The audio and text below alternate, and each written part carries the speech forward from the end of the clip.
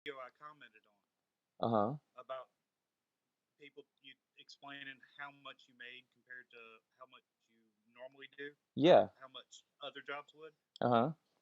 Me and you actually make about the same thing. Oh, really? Nice. Yeah. Wow. Yeah, and so that's amazing, isn't it? And we're able to, and that's the thing. It's like people ask me all the time, why aren't you raising your prices? Because like I told you when we were talking earlier when I was driving, you know, I'm working so much because I have so many clients and sometimes the rotations all come in at the same time and so I'm turning away business every day and people are saying it's time to raise prices. But for me, I feel like with everything going on, with the pandemic, with people losing their jobs, I feel like it's just kind of insensitive. It's kind of With like, with me, it's not even that. Uh, I typically, or to give you an idea, we're not live or anything yet, are we? no, we are. We just, sorry about that. That's the thing Okay. about this software is when I click go live, it doesn't give me a chance to share, doesn't give me a chance to do anything. It Oh, just okay. says you're live. And I was gonna say something, but I didn't want to cut you off. I'm typically between $18 and $20 over the storefront prices. Okay. And the reason behind that is my expenses are so low compared to a van. Hmm. I don't have all that upkeep. That's the reason I Exactly, the feel. I overhead. mean, it's yeah. I'd love to be charging double, which is about what the van charges in the area, but I don't feel comfortable with that, Yeah, and that's the and thing. At the end, it doesn't feel fair.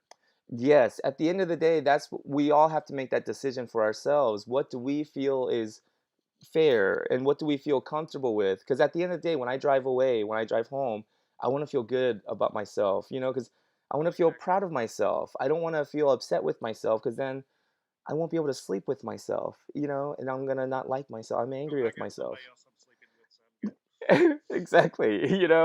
Well, when I was married, I would have two Yeah. people that I'm angry with to deal with, myself and the other person. I'm kidding. Hey, Anyways. we all make mistakes. I was married twice, Oh, so wow, interesting. Okay, let's back me up. anyway. Okay, since we're actually streaming live, let me act like a actual YouTube host, like legit. Okay. Welcome everyone. Thank you so much for joining me for another live episode of it's not even Ask June the Groomer. It's Let's Get to Know Albert Hardison. Albert is a house call groomer like myself, and I just found out he's only a year older than me. Wow! And as you guys can tell, he's only a slightly more attractive than I am. I don't even care about that though. Who cares, right? I don't I don't compare. have your complexion. It doesn't even make me jealous. Anyways, so I have a year to catch up. Anyways, so what I wanted to do was let everyone get to know Albert because I think it's fascinating. Just a little bit I found out Albert has been a police officer for 10 years, and then a firefighter for almost 20, a volunteer firefighter for almost 22 years. And I'm like, what in the world? Someone like this chooses to be a dog groomer and he does house call like me. I was starting getting more and more interested. I was like, you know what? Let's share your story because I think that and this is what I told Albert because he said that he doesn't really do public speaking and he doesn't get, and I was telling him when I first started 10 years ago, I was going through the Groomer magazine. And one of the stories that really inspired me was a gentleman who was a post office driver. He drove for the US Post Office and he loved dogs so much, the dogs on his route, and he saw a mobile dog groomer on the streets. So he was like, maybe I want to do that. So he looked into it, got himself a mobile dog grooming van, became a dog groomer. I think he was in his 50s and he loves it. And I was like, because I was thinking to myself, maybe at 30, because I was 29 when I started, and I was like 30 when I actually became a dog groomer. I was like, what am I doing? Maybe this is a little too late in my life. I got two kids. What am I doing really? Do I really, and that self-doubt, can I really be a good dog groomer? Do I have it in me? So I think that reading that story really inspired me, and I think hearing Albert's story of how he was in law enforcement and rescue, right, firefighting, and how he made the transition. So Albert, for walk us through it. How did you become a police officer? What made you decide, and what was that process? Um, Back in when I first started going through law enforcement school, I I'm not a book smart guy. I'm a hands-on learner. I always struggled in school, but I was looking for something that I could make a career out of, something I can retire at and pull an income. At that time, How old were some you? of my I was, to go through the law enforcement training was 20. You were 20 at that time, and you were already thinking about retirement. Wow. Okay. I mean, think about it.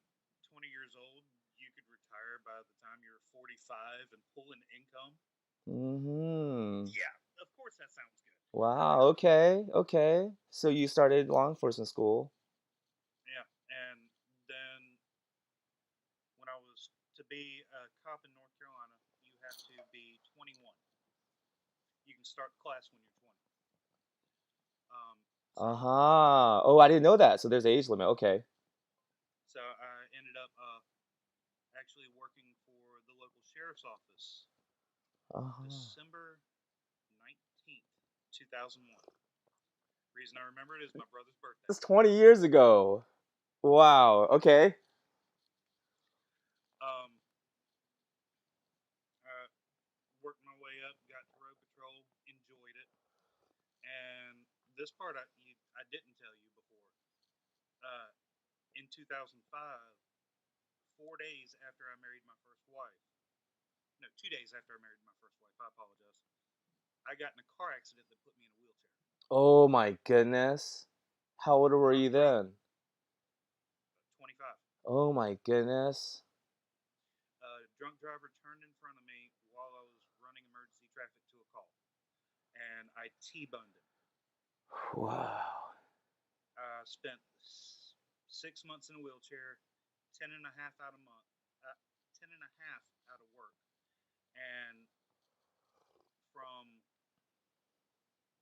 just a few months after I got in that car accident, my oldest son was born. So I got to Wow. spend the first part of his life dedicated to him and physical Uh-huh. therapy, but for the You most were part, there. dedicated to him. You're both So laying in a crib together. me trying not to roll over in the seat. Yeah. Or shit yourself. No, I was kidding. Nah, Oh man, that's I incredible had to though. look some Wow. stuff. We're all good. Wait a minute, so you were on an emergency call, so you were on duty. You were in a cop car. You probably had your lights on. Hmm. Wow. That guy probably was lit then. I mean, you had your Um, sirens, your lights, and he just turned right in front of you. It's crazy. to give you an idea, 3 hours after the fact, when he got airlifted to the hospital, Hmm. he had a blood alcohol of 21. Wow. Oh my goodness. And if you're on an emergency call with your lights blaring, your sirens going, you're probably hauling ass. I mean, you're probably doing pretty good Right, speed. right. Actually, I was not going. I was going above the speed limit, but not crazy. Uh-huh. Speed limit in that area was 55. I think I was doing. Oh my I think the God. highway patrol report said 68 is what I was doing. Oh So it my wasn't crazy. goodness. Well, someone I told mean, me imagine every 10 miles being one story. So that's like 60 something miles an hour would be like six stories falling from a six-story building. I was driving a Crown Vic. The front end of that car was crushed 58 inches. It Oh my buckled so God. hard the trunk popped open. Holy cow. Almost 6 feet. Holy cow. Oh my God. You're really lucky to be alive then. Holy Oh yeah, yeah. cow. Everybody said that they had never seen anybody survive a car accident that looked like that. The ones that were right there with me. The motor was sitting in the passenger side front seat. Wow, that's incredible. Holy It cow. it crushed my right femur in 14 places, popped my left hip out of socket, and chipped it. I am the man of steel. I just ain't figured out how to use Wow. Okay. So you went through 10 months. That's all it took? 10 months of physical therapy? it. Yeah, and I got back to light duty, and then worked my way Wow. back to road patrol. Road patrol, and you started getting back on the road. Wow. Did you feel any like any PTSD, any anxiety or anything like that? One of the crazy things is at the hospital we had people were sending balloons and everything like that, and the foil balloons, the round ones, and they had the square ones and stuff like that. You know which ones I'm talking about. Yeah, yeah. The movement from the air conditioner would wake me up, and it. It would literally be me thinking airbags were going off in my face again. So we actually had to Oh, remove those wow. from the room. Oh my goodness. And to this day, if I see a car pulling out to a T intersection or something a little bit faster than I think they should, Uh-huh. I tense up. Uh-huh. Yeah, And you can't help it. that was 15 years ago. Oh man, yeah. Wow. But now you're full 100% mobility? Hmm. Wow. That's I incredible. mean, I'm. The doctor said that I probably was not going to be able to walk again, Yeah, that's and crazy. my mom chose not to tell me that, which was the best thing she could have done. Wow. Is there something to that you think? That mind over matter? Like because Yes. the placebo effect actually is real. It happens. Hmm. They've done I mean, placebo surgeries on if people. at 25 years old, if somebody told you with you sitting in a hospital bed that you're never going to be able to walk again, would you try? Honestly. Uh-huh. Yeah, if you trust that person, if they're a doctor and you trust that Yeah, person, you're like, oh, that's an exactly. authority. Yeah, they're telling me I can't walk. Exactly. And If you now believe other it. than That's the other than nocebo, right? Because the opposite of placebo is the nocebo. A doctor mhm. kind of looking at your diagnosis saying, you might die. Oh, do you have to go? No, no, Oh, okay. Awesome. Well, it's all thank good. yeah. So guys, everybody watching this, just so you know, like this, I threw out this on because we were looking at our calendars, and Albert's busy as well. He's got his own business going, and we're gonna get to that. And so driving home tonight, I was like, well, Albert, what are you doing tonight? What if we just did it tonight? And so that's why I really appreciate you doing this, Albert, taking some time out of It's not your a problem. day, man. So, the firefighter thing, is that something, because you've been doing that for the past 20 years, so that's something you started as you were on patrol? I started it the year I graduated high school when I was 18. Wow. Wow. So you've always had this like public service sort of I mentality. always felt like I was wanting to help people. However, Yeah, I get that. January of last year, before we found out about COVID and everything like that, I realized for the 3 months prior to that, I was over burned out on it. So Uh-huh. this step back, I still have my emergency lights hidden in the closet. Uh-huh. It's I will go back to it, Oh, really? whether it's a month from now or five Yeah. years from now. I don't know. It's still in my blood. Uh-huh. You're like the Stipe Miocic of the dog grooming world. Stipe Miocic is the UFC heavyweight champion, and Oh, he's a oh yeah, firefighter as well, and he still goes to work firefighter every day. Anyways, I just think that there's something honorable about that. So, walk us through like you coming back okay. from the accident, and you're doing light patrol duty, but you're also working the dispatch as well. Actually, no. I worked my way back. Was in the courthouse because I don't know how it is there, but in North Carolina, the courthouse security is done by the sheriff's office. Mm-hmm. Okay. So since you work at the So sheriff's office, you're working at the courthouse as yeah, security. for my light duty, and then I got Mm-hmm. back to road patrol after that for a while. And during all of this time, a new sheriff came in. The old sheriff ended up getting some criminal charges Mm-hmm. and ended up getting sent to prison. Oh my goodness. Yes. Wow. Okay. And Small town, right? I don't know what is Southport a pretty small town, North Carolina? Southport is, but the Brunswick County is the Uh-huh. county I live in. Uh-huh. It's either 804 or 810 square miles. Oh wow. Okay, so the county is what the sheriff department Yes, jurisdiction is. Okay. yes. Okay. Um, my family was really good friends with the previous sheriff, and so I, whenever a new sheriff comes in, they're elected in. They Uh-huh. can they can hire and fire anybody they want without any cause. Mm.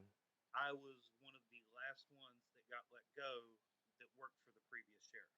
Mm-hmm. Okay. Um, After that, I went actually down to the county that covers Myrtle Beach, South Carolina, Mm. and became a 911 dispatcher for a year and a half. When was that? So that was like 20, let's see. About 10 years ago or so, something like that. Uh-huh. Okay. So yeah, so that's about 2012, about 2012, 2010, 2012. About 2012 sounds about right. 2012, 2013, something like that. Interesting. Okay, okay. And that this because we're starting to transition in your life because that's about when I started became a dog groomer. About that time, my started my YouTube channel in 2012. So okay, go ahead. And that job was the most stressful job I had ever had. The dispatcher job, the 911. Wow. Well, you're in Myrtle After being a Beach. Yeah, because there's yeah, probably lots of yeah. during every year, Myrtle Beach has a bike week, and during bike week, the 911 center gets overloaded. At that time, there was Oh. or either 12 or 13 people working in the 911 center on my shift. Oh my Everybody answering God. the phone calls. Everybody Why putting during on why the during internet. bike week? What's going on during bike week that overloads the 911 call? That's crazy. What could they be calling about? You're not allowed to talk about it, huh? Pocket dials. Pocket dials. Crazy pocket dials. Really?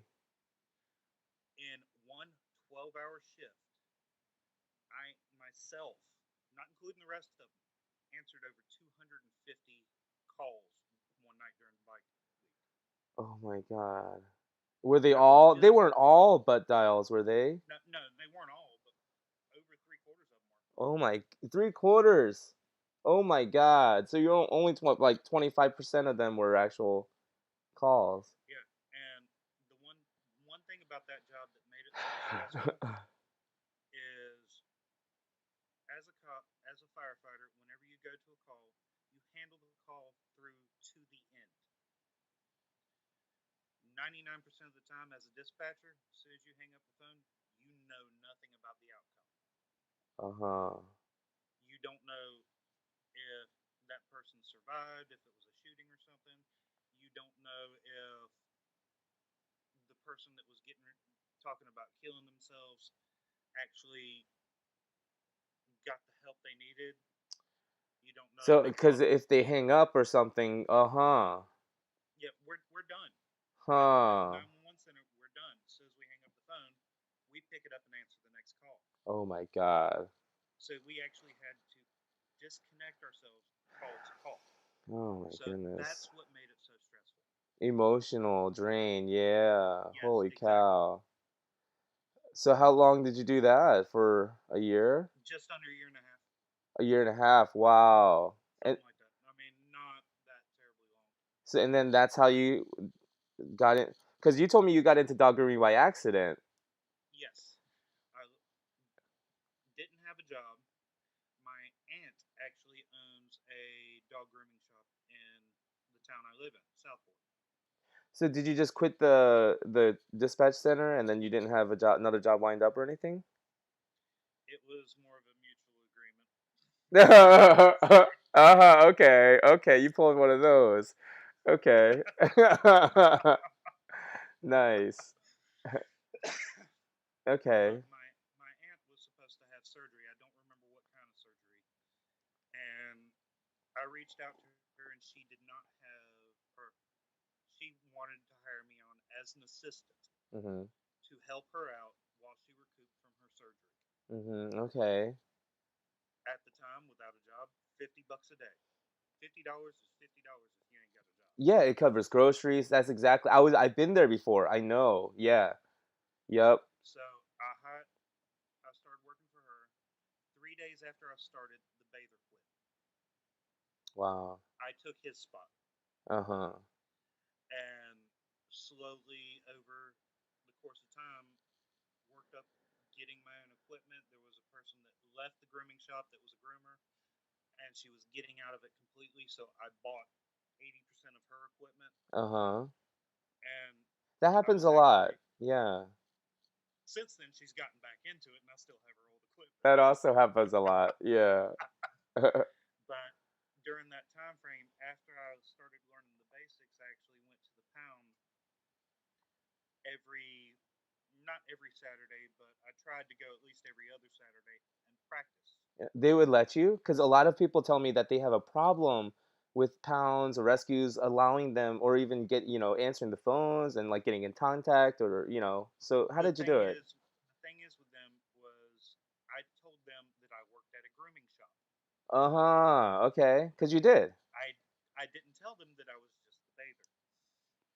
Nice. Because, yeah. I had trimmed some dogs before. The first dog I did a haircut on was a Royal Standard Poodle in a show cut. Oh, wow. Nice. That was actually my aunt's personal dog. Wow. And He was wow. the shop dog. That's awesome. I mean, and so I have a That's soft spot for yeah. standard poodles now. Yeah, and that's the perfect kind of dot to learn on because the lines are already pretty much there. You just have to, follow this lines that are already Yeah, set. Yeah, it's it was in a Continental with the rosettes. nice, nice. And then you learn scissor control to make the palms. That's awesome. That's awesome. So, how long would you say that took? The course of becoming the bather and starting to gain the confidence to start clipping the dot, doing the poodle. Maybe a year, year and a half. But one thing about me, Okay. Yeah, that's about right, right? About a year and a half, I would say. at the same time, because of my past jobs being a cop, Hmm. I am extremely observant. So whenever I didn't have a dog in the tub, I would be just sitting there watching how they did the back brushing, Hmm. watching how they did the 30s on the pads, watching how they did everything.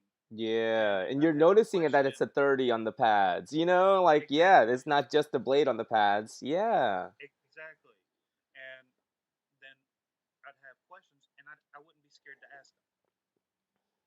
Hmm. There was one lady that worked up there that we called the shave down queen. Uh-huh. She's not an artistic groomer, but she is an excellent groomer. Does that Uh-huh. make sense? Yeah, yeah. She can do pattern cuts. She can do shave downs. She's excellent at that stuff. Yeah. If you tell her the dog needs a mohawk, it's gonna take her a little bit longer to do it than it would me. Hmm. I mean, she can do it, Yeah. but she is excellent traditional style. Yeah, and there's something to be said about being consistent, being able to do a consistently good job. It may not be like some spectacular. It might not be Oh, exactly. excellent, but it's a good job, and it meets client or customer expectations, and it's or maybe even Hmm. slightly better, but and it's consistent every single time. I think there's something to Like be said about that. There's it. there's one dog I do. It's a little tiny Yorkie, about 4.5 pounds, and she always wants Pomeranian style ears. Uh huh. She has told me I am one of the few people that have ever been able to cut them where they look like butterflies. Oh. And every time I nail it, just about one time she said you cut them uneven. Uh 2 days huh. later, and I just swung back by there and just did a 30 Yeah. second snip and straightened them up. But she said that I'm one of the few that have been able to nail it. Mm-hmm. With that dog, I am consistent with that feature especially, Exactly. and she is thrilled with it. And being consistent with something creates repeat business. Mm-hmm. Exact. Okay, so once you started to feel like you're able to do some grooms, what happened when you were working at your aunt's salon? Um, Basically, because she's my aunt, she always will be my aunt. After a couple of years, I felt like it was better for me to go somewhere else. Wow, so you were actually grooming there as a groomer, doing No, haircuts. Okay. no, no, I was not. I was still. Okay, but you were there for 2 years. I think I was there a little bit longer than 2 years. I don't remember Wow. how long, Okay. Okay. but But I think that's I good. You had good training, you know, yeah, exactly. I mean, good solid 80 foundation. 80% 80% of what I know right now is due to that shop. Perfect. Okay. So then what happened after And after a couple years? uh, about 30, 45 minutes from where we live, we have a Petco. I went and applied for a job up there, Okay. and because I didn't want to work for her competition, I had more than enough respect for her not to work for my aunt's competition. Yeah, yeah, because you still got to see her for Thanksgiving. Exactly, Yeah, exactly, exactly. and so I got a job at Petco, and I was actually there for 3 months, maybe 4 months, something like that. Oh, yeah, wow. You lasted a while. And I Wow. came home. It's the police officer in you, you're just like, you know what? I'm gonna get through this, like, yeah, you're probably And thinking I'm paying my dues. and there is absolutely nothing wrong with the people that work at that shop per No, se. yeah, no. I mean, The there's some, people there were wonderful. yeah, I would have, at this point in time in my life, if any of them came up to me and wanted a job, I would do my best to figure out a way to hire them all. mm-hmm, I mean, every single one of them were wonderful. They were good with the dogs. yeah, The way the business was run, not the grooming, the exactly, business in as a yeah, total, mm-hmm, I hated. exactly. They tie your hands. The groomer has no little choice but to groom a certain Exactly. way. And some of my And best so, friends, are Petco groomers. They're, yeah, like you said, we have to make that distinction. The groomers that groom at Petco or PetSmart are wonderful. yeah, Yeah, granted, there are exceptions to the rule. Everybody's heard of the ones where a dog gets hurt or something like that. yeah, But that is, for example, cops. Every cop is not bad.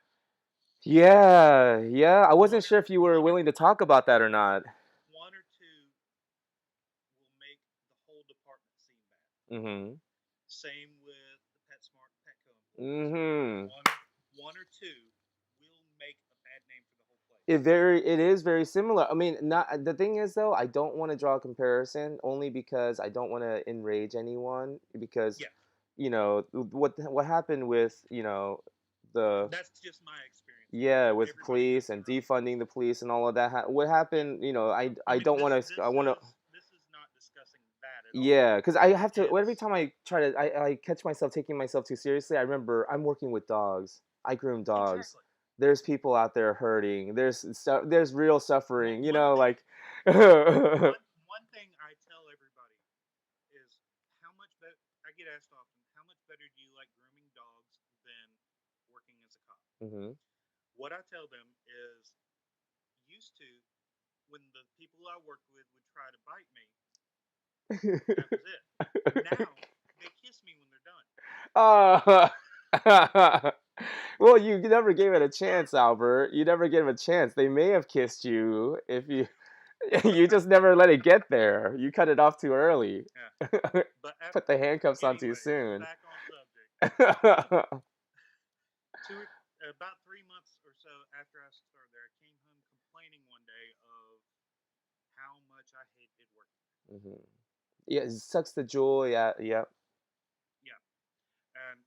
even the people that were in the actual store were good people. I still have friends of mine that, granted, we're distant Facebook friends, but there's I still consider them people I know, people I wouldn't mind hanging out with. Hmm. I came home complaining, and my other half, she's a wonderful woman. She looked at me and said, "If you don't like it so much, start your own business." Is this who you're married to right now? We're not married, but we've been together for about 5 years. So this is your partner now? Yes. Wow, she's a keeper, Albert. Oh my goodness. she she looked at me and said, "If you don't like it, start your own I business." love that. Uh-huh. I have no clue where the name of my business came from, but one day I came home from working at Petco and looked at her and said, "Look, if I start a business, it's going to be named Dirty Dogs Door to Door." Hmm. And she goes, "I love it." And I like it because it's and alliteration. Dirty dogs door to door. The D, the repetitive D. People's and brains like that. and it literally, to me, it literally explains what I do. I go door to door and deal with dirty dogs. Yeah. Yeah. I mean, That's and awesome. So when did you start that? That was about a month and a half after I had that conversation with my other half, I opened up the business. so you've been doing it for like what, 5 years now? No, July 4th of this year will be my official 4 years. 4 years. Wow. The first little bit, I actually, whenever I was trying to get my business up off the ground,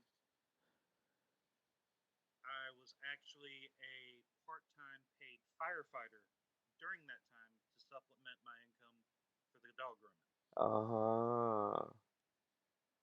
And then the Uh-huh. dog grooming got big enough where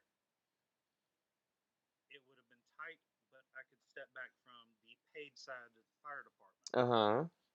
And then I stayed a volunteer, Uh-huh. but it just has been going since. And now you're so busy with your own business, you probably just don't have a lot I, of time to volunteer. uh, other than nail trims, I am booked out solid 2.5 months. Yeah. Oh my goodness. Yeah, I mean, because we're seeing the same people every month. We become like family Hmm. members to them. We're And we're the trusted. biggest thing is getting them to book more than one appointment.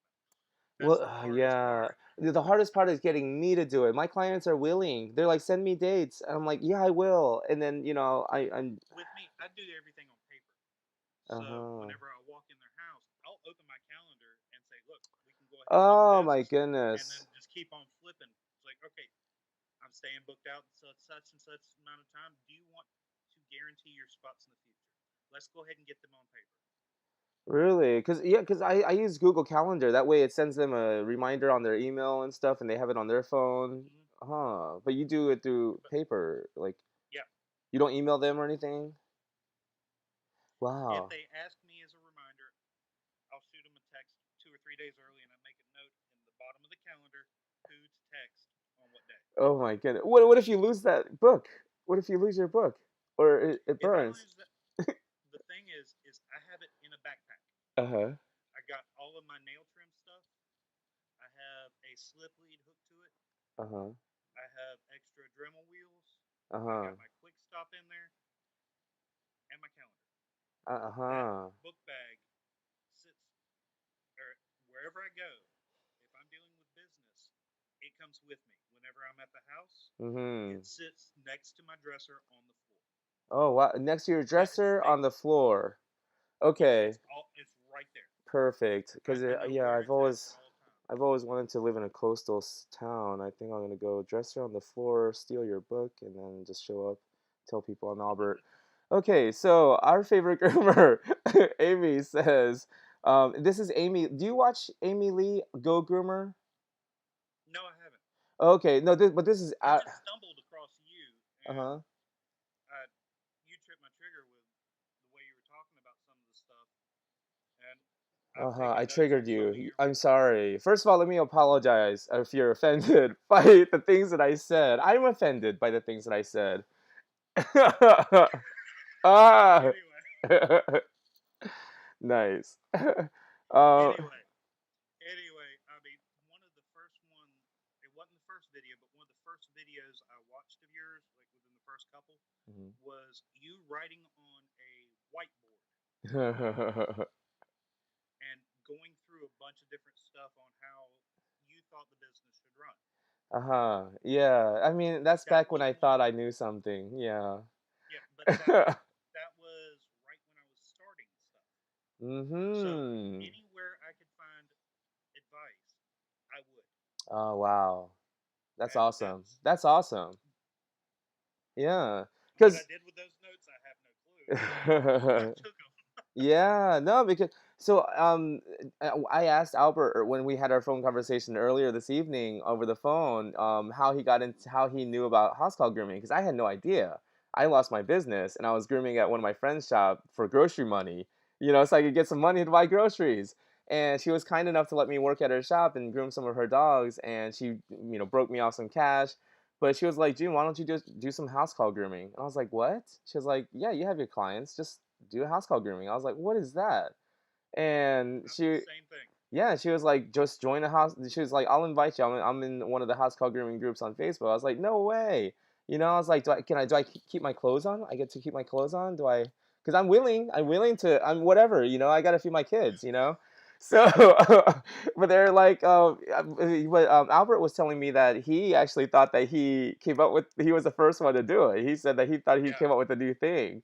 I mean, my business is called Dirty Dogs Door to Door Home Visit Grooming because That's your legal name, like on well, taxes.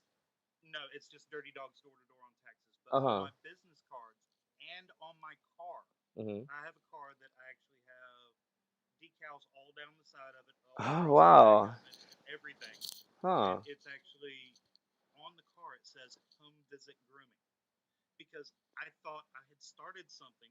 I didn't realize house call was a thing. Uh-huh. Home visit sounded very personal, which is what I do. Yeah, home So, visit. Uh-huh. so it's since I opened the doors, it's been home visit grooming for me. And Do I you? didn't even find out house call was a thing till probably about 3 months after I started the business. Uh-huh, uh-huh. Nice. And then you're probably like, "Oh, let me see how other people are doing it then." Yeah, that's how I was like, Exactly, "Let me get some exactly. ideas." Yeah. And every client I came across that had experience that moved here from somewhere else, because up until about 6 months ago, I was the only house call groomer in 810 square miles around me. Wow, your whole county pretty much. Exactly. Huh. I mean, so I didn't know if I was doing things right or anything like that. So everybody I'd come across that had house call grooming done, moved here from another state or another county or whatever, I would ask them after I got done. It's like, okay, you've told me you've experienced this before. I haven't talked with many people that have. How do I compare to them? Wow. How does the way I handle things compare to what you're used to for? Mm-hmm. And 80% of them said, "Look, you're on time. That's number one. The rest, it Uh-huh. doesn't matter. You're on time. Everybody else hadn't been." That's what That's they were telling that's me. it. I'm gonna make you know what? You inspired me. I'm gonna redouble my efforts and try to show up on time for my clients.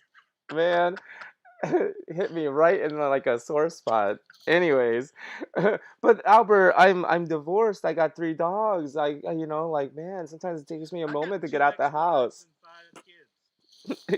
Oh, are you comfortable saying how old your kids are? You're not comfortable. You don't have to. Oh, I'm fine with it. Um, my biological son is 15. Okay. 15. Wow. Okay. Her kids, she has four, all Mhm. boys. Mhm. Her oldest is 15. The next one, 12, Mhm. and he's extreme ADHD. Okay. Then we have a 10-year-old, and then we have a 7-year-old, So two 15s, 10 and 7, and then and a 12. 12-year-old. Oh, I have my oldest is 12. So are they all living with you? Wow. Yep, You got 5 kids in the house with you. yep. Wow. Wow. And they were living with you while you were going through the whole Petco and then transitioning and starting your Hmm. own business and Yep. wow, they must be really proud of you.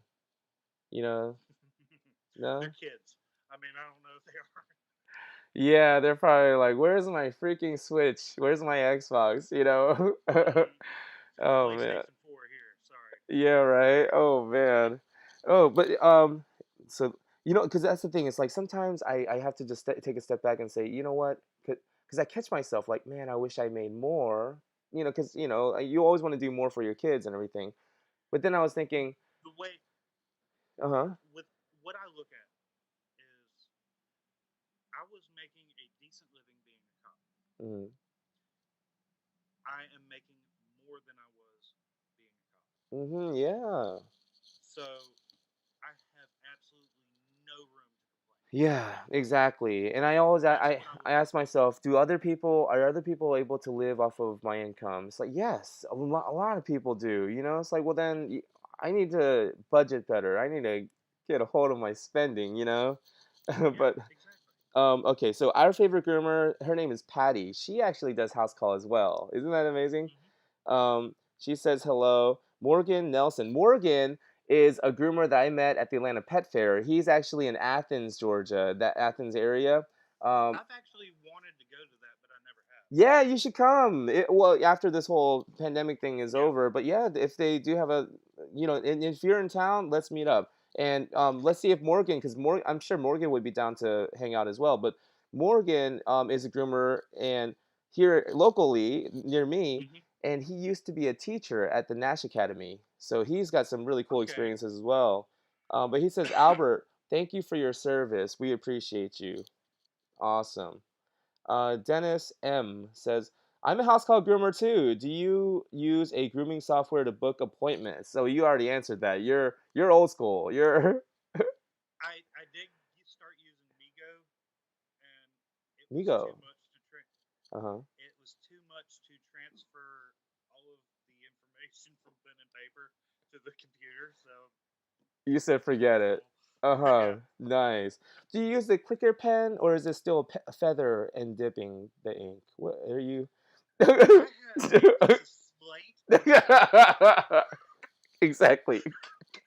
I chisel the appointments in. Yeah. No cancellations. It's set in stone, literally set in stone. Oh my goodness. Okay. Actually, crazy thing is I Oh use man. a 20-year-old drafting pencil. Oh wow. For and that's serious. You're not joking. Yeah, Wow. That's a 20-year-old drafting pencil. because the leads are about twice the size of a regular. Oh Um, my goodness. they're about twice the size of a regular lead in a regular pencil, and they stay sharp very long. What I mean, apparently you've been using that same pencil for like the past 4 years since you. I've been using it for a year. It was given to me along with 6 packs of lead, and Wow. they actually have a special sharpener for it, and I was given the sharpener too. It's called a drafting pencil. Yeah. I'm gonna have to buy that because I'm using regular pencils and it's not really easy to make marks in the wood for when I'm making my bows. Can you actually see phone images on this? Yeah, well, the like through text messages if you send me images, No. because I got the one with you Like, in do you your want me to show you underwear. a No, I was picture? kidding. I'm kidding. But okay, so Can No, oh, that's too bright, isn't it? oh, sometimes if you like kind of tilt it down a little, like kind of tilt it a little bit. Yeah, sometimes when you tilt it, yeah, okay, a little bit, it'll show. Okay, yeah, yeah. Uh huh. That is the pencil and the leads. Oh, okay. Interesting. And you can get on Amazon? Yeah, that's what that's from. Okay, And perfect. that set right there is $9. Oh, perfect. Because I'm a bowyer now. I'm an amateur bowyer, and yet to be a successful one because both my bows snapped. But one snapped after about 300 arrows. The first one snapped as I was stringing it, but Hmm. anyways. But I anyway, mean, we're getting the off reason I topic. like using that is I kept going through regular mechanical pencils and they would snap. Uh-huh. because I have them in a zip up notebook along with my calendar, Mm-hmm. and Okay. just tossing in and out of my bag. Why not pens They though, like a ballpoint pen? Because pencils, don't they because I want to erase? erase it. Oh, if somebody says If so, something wrong, steps out of line, you just yeah, erase them out. exactly. I like to And if they cross them step out, out. I like to. It feels better to see their line name crossed. But if you want to it erase it, you does just want feel them better for gone, that. out of sight, It out of does mind. feel better for that. But if I can get in another dreaded doodle, I will. Nice, nice. So Morgan says, "There's nothing like having someone who believes in you and your passion." Exactly, exactly. Talking Yes, about your exactly. other half, yeah, And she's wonderful for it. yeah. That I mean, that's the thing. It's like, yeah, it's like sometimes, you know, yeah, it's just, I don't want to get into my story, but yeah, I mean, I'm glad that Yeah. you have that, that supportive. Oh, exactly. One thing that I believe helps me be a good dog groomer Hmm. is I know how to deal with people because of how much public service I've done. Yeah. I honestly believe that 40 to 50% of what I do is because of how I react with the people. Mm-hmm. The Okay. Oh, rest is thank you, ma. My mom, my mom, she roasts these. 엄마 불러? 내 친구 Albert. Albert, say hi to my mom. hey ma. So she likes to roast these. What are these things? Pistachios in the raw form, I guess, Really? or ginkgo, she calls it. Yeah, she's saying I'm supposed to eat like 10 a day, but I'm not gonna eat this in front of you guys. But that's the thing. It's Only like, 10? That sounds too good. yeah, right. I I want at mean, least like 30 or 40. they actually don't taste that great. It actually kind of Oh, reminds me well, of never like mind. feet. Like it smells like feet a little bit. But she says it's healthy, and so she's been doing this my whole life. Sometimes she would like like juice beets and carrots and everything, and she would make me drink it. She's like, "You have to drink it." I'm like, "No, mom, please." I'm like, "Oh no, the last time it made me sick." And threw it up one time. I drank it. I tried to hold it on. I threw it up, and I got whooped. She whooped my ass. But now I'm bigger than her. I would take her, But Albert. she can still Oh. whoop your ass. She's got a few moves up her sleeve that she hasn't taught me yet. So, Exactly. Believe me, I got a mama too. I know. yeah. Oh man. But yeah, it's the thing is, have no shame in admitting that I'm 40 years old, living with my mom because she helps me out a lot. While I was at the archery range all day today, she helped me with my dogs. Like I came And home to a nice home cooked Korean meal. honestly, when you saw me look up early and asked if I had to go, Uh-huh. I was watching my mom walk from her bedroom out the front door. Oh, okay, nice. Okay, so I'm not. Here's the thing, though. In in society, right, and I think a lot of European cultures too. When the son grows up and he chooses to live with his mother and help with the bills and just make life easier on her because she helped raise. She raised us. So Honestly, with me, it was just the opposite. uh-huh. She was helping me out That's yeah. because of the period with me without a job, trying to get this everything started, get on my feet again, and I'm to the point where everything's kosher. Hmm. But the problem is with COVID, the market is shut down for houses. Hmm. So, and once COVID closes back up, houses will come in abundance again, and I'm gonna go buy one. Yeah, yeah. So with me, it was about the same thing. When I came back about 5 years ago, back from out west, the things didn't work out there. Yeah, my mom, she opened up her house to me again, and kind of felt, like I kind of felt like a loser coming back into the room, Yeah, But believe me, I get it. I yeah, understand. but I needed it. I was completely wiped out financially, emotionally. I mean, everything in my confidence, everything was just wiped. Um, with me, a month after I left the job being the dispatcher is when I moved in here.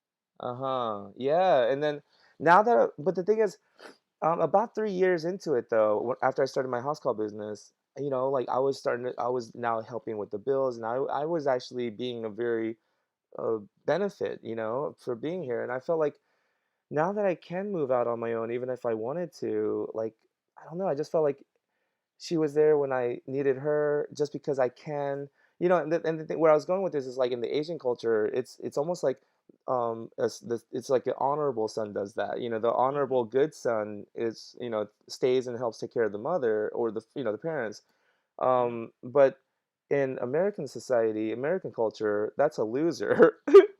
The same son. At least we're not living in the basement.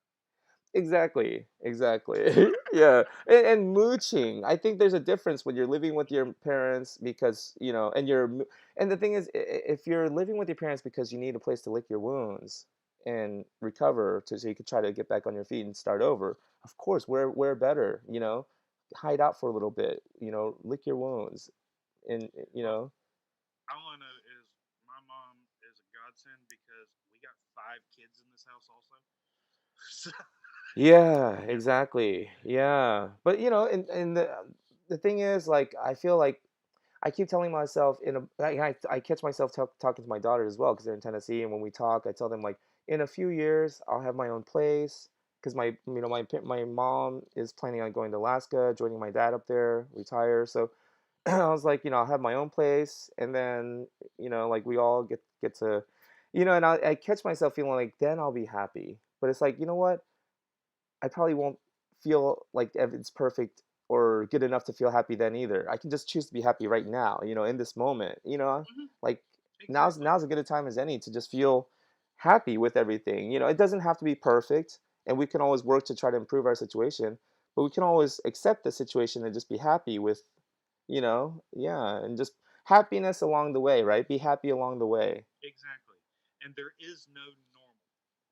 Simple as that. There Yeah, is no right. normal. Yeah, I mean, yeah. we aren't the beavers. I mean, it's everything has a normal family is a boring family.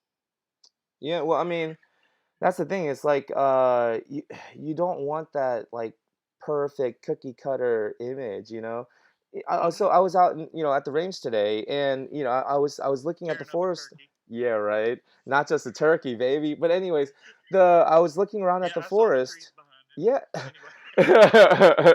I was thinking like I'm always reminded when I'm in the forest, this is why it's beautiful because of the mess. Hmm. The mess of our lives is what makes our lives so beautiful. And I think Vision said it best in the Age of Ultron. Just because a thing doesn't last does not make it no, right? A thing is not beautiful because it lasts, right? That was a line. What Ultra said to no, Vision said to Ultron at the very end of the Age of Ultron and Hmm. the Marvel Avengers. But yeah, he was like, Yeah. a thing is not beautiful because it lasts. It's like our lives are beautiful not because it's perfect and it lasts forever. It's perfect because of the temporariness, the fleet, like the temporary nature of The our fleeting lives. sense of it. Yes. Exactly, the temporary nature of our lives and the imperfect nature. It's like I think our lives were not meant to be lived error free. Our lives were meant to be lived making mistakes If and going if through it it. was error free, we would never learn. Exactly. Yeah. J.K. Rowling said it best, right? She said that it is impossible to live your life without failing at anything unless you live so carefully that you may as well not have lived at all. Then you have failed by default.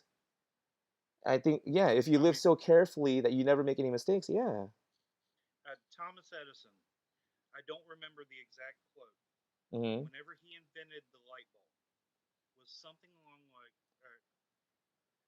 I figured out over 100 ways not to make a light bulb. Yeah, yeah, exactly. Yeah, I know. Yeah, It that was quote. something along those lines. Yeah, I'm because somebody probably asked wrong, him, but yeah, like, how did you feel failing that many times? He said, I didn't fail. I successfully found out how not to make a light bulb that many times. exactly. Yeah. Okay, so let me see here, because I want to be respectful of your time. We both got to work tomorrow. Not Um, me. It's oh, really? Tomorrow's I Monday, ended though. up with a 3-day weekend this time. Wow. Okay. All right. So here we go.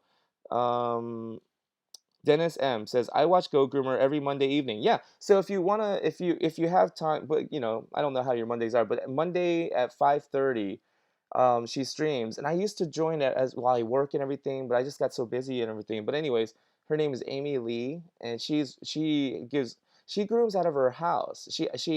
But she made a grooming shop in her home, kind of like my friend Dolores, and it's nice.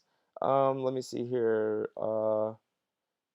Dennis M says, "I'm Grooming Paws LLC, in-home grooming. Has pickup for me. My clients love the one-on-one with the dogs and cats." Nice. Oh, exactly. Do you do cats? No, Yeah, me no, neither. I'm slightly allergic to them. I am One slightly one thing allergic. I one thing I do that everybody seems to love. First time I go in the house, I sit down on the floor at the dog's level, Uh-huh. right off the bat, and play with the dogs for 5 minutes before I even bring in anything. Uh-huh.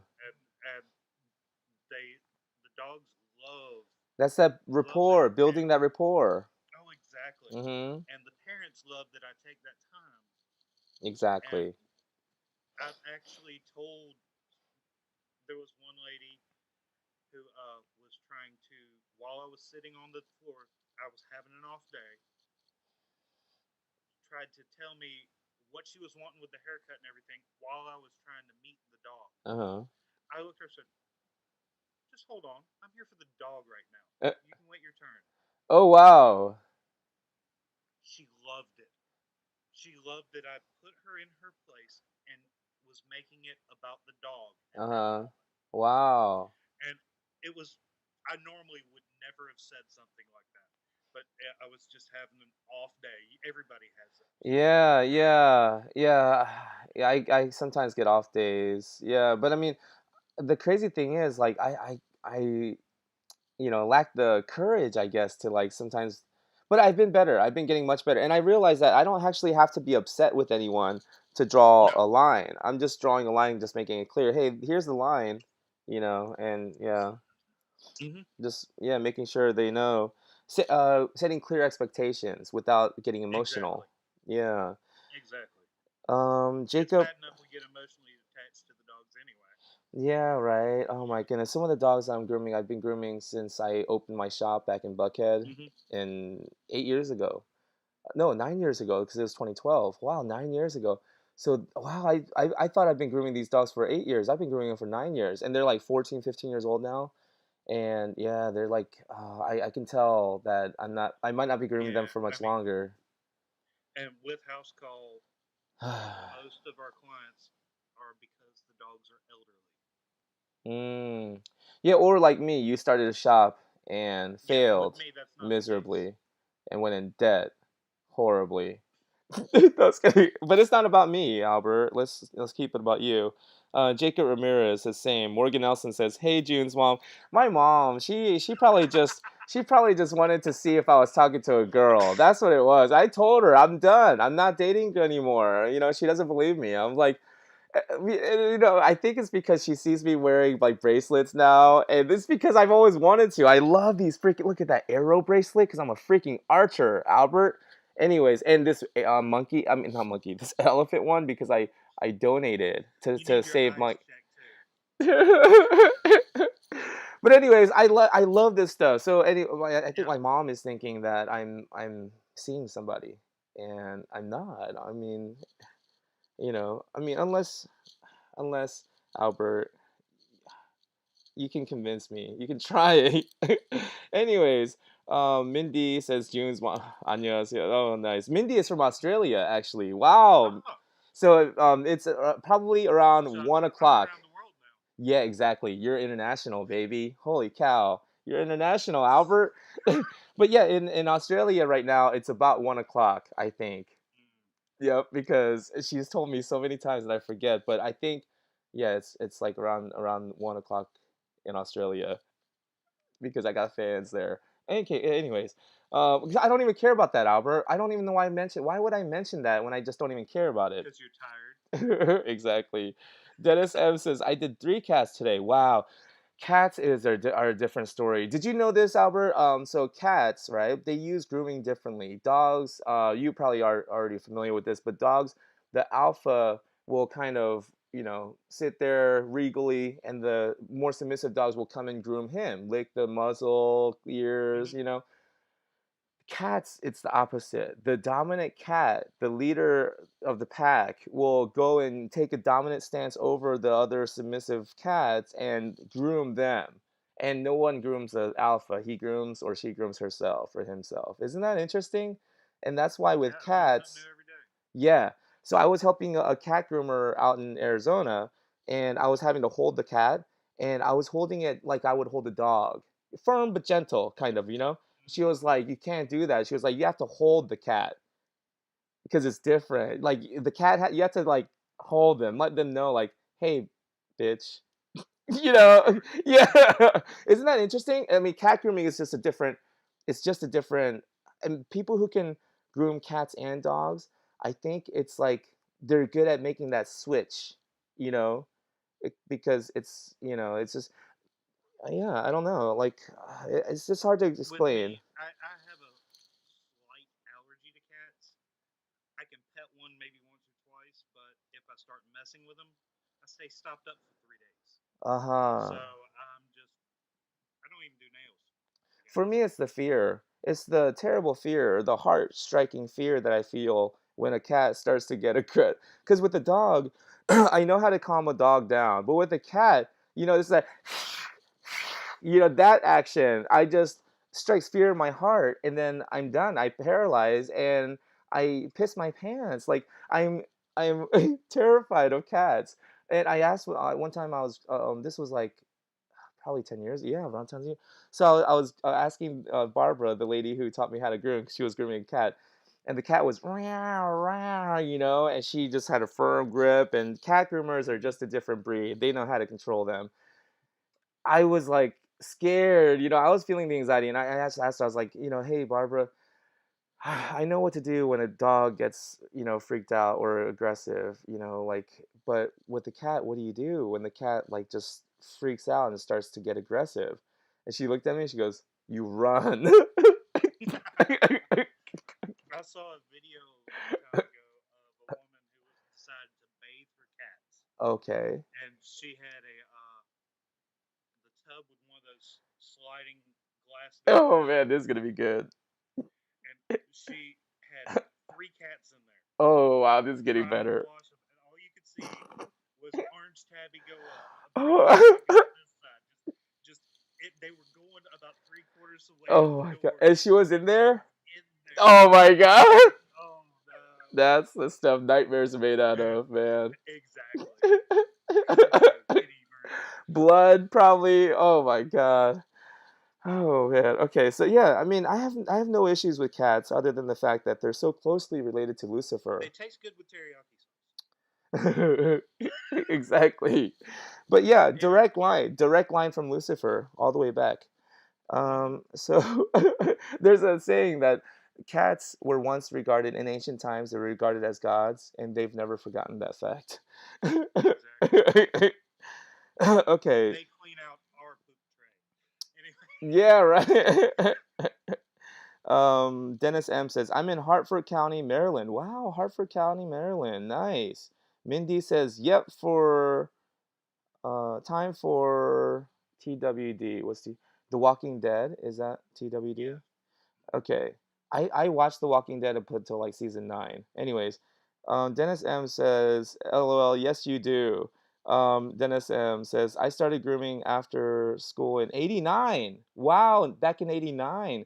But yeah, I guess Dennis is saying, yes, you do have to have a firm grip on the cats when you groom Oh, them. okay.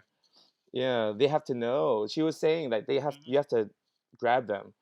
Okay, Dennis M says, in all the years, it was a cat that put me in the hospital for 4 days. Wow. Yeah, I heard that people lose I've lucked fingers. out so far. Yeah, with cat bites because the bacteria in their teeth, like they could Cats or dogs. I've lucked out. really. I've gotten scratched. I've gotten nipped. I've never gotten bit. I've got bitten on my lip. I had to get stitches. It busted it open. It split open like a sausage. It's crazy, Hmm. Well, because I'm fat, but it's okay. It's because my mom loves me too much. She loves me too hard, and so I'm fat. I'm trying to remember what my 12-year-old said. Uh,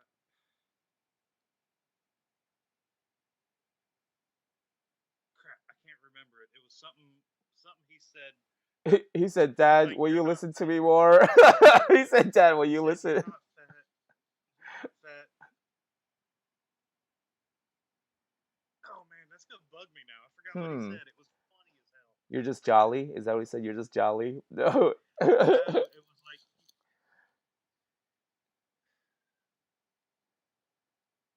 God, no, Huh. I don't remember. He comes up with Thick. these off the wall sayings Well, these days, that's absolutely thick is crazy. the new thing. Being thick. But I've been Yeah, sporting that since back in '90s. I've been sporting the thick before it was I'm poofy. nice, fluffy, right? Okay.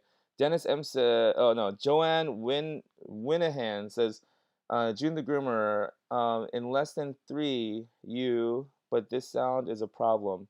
You're 10 times as loud as your guest. Oh my goodness, I'm 10 times as loud as my guest. It's all your fault. Audio settings. Let me see if I got audio settings too. Okay, output volume. I'm gonna lower my output volume, right? See if that helps. Thank you, Joanne, whoever made that comment. But it's almost at the end of the live stream, so I'm not. Yeah, well, mine's at full volume, so Okay, man, I'm sorry about that, guys. Or maybe it's just because I'm freaking loud. But I've been working on that my whole life. That's why my voice is so powerful and commanding. Um, Dennis M says, "Night all, work in the AM." Yes, us too. But yeah, thank you. So, you know, I guess just to close it out, what advice would you give anybody? Because the reason why I remember I told you the reason why I thought that this would be so helpful is because I get a lot of people commenting. One of the most recent comments actually says that they really wish that they could get into dog grooming and make that career change, but they're scared and they don't have the money and they don't have the time. there, even though there's many colleges out there, I'm not knocking any of them. Almost all of the groomers I've met got started in a shop, got started washing a dog. That when it comes to being scared, I get it. Hmm. I had a family, Hmm. but the only thing I knew was emergency services.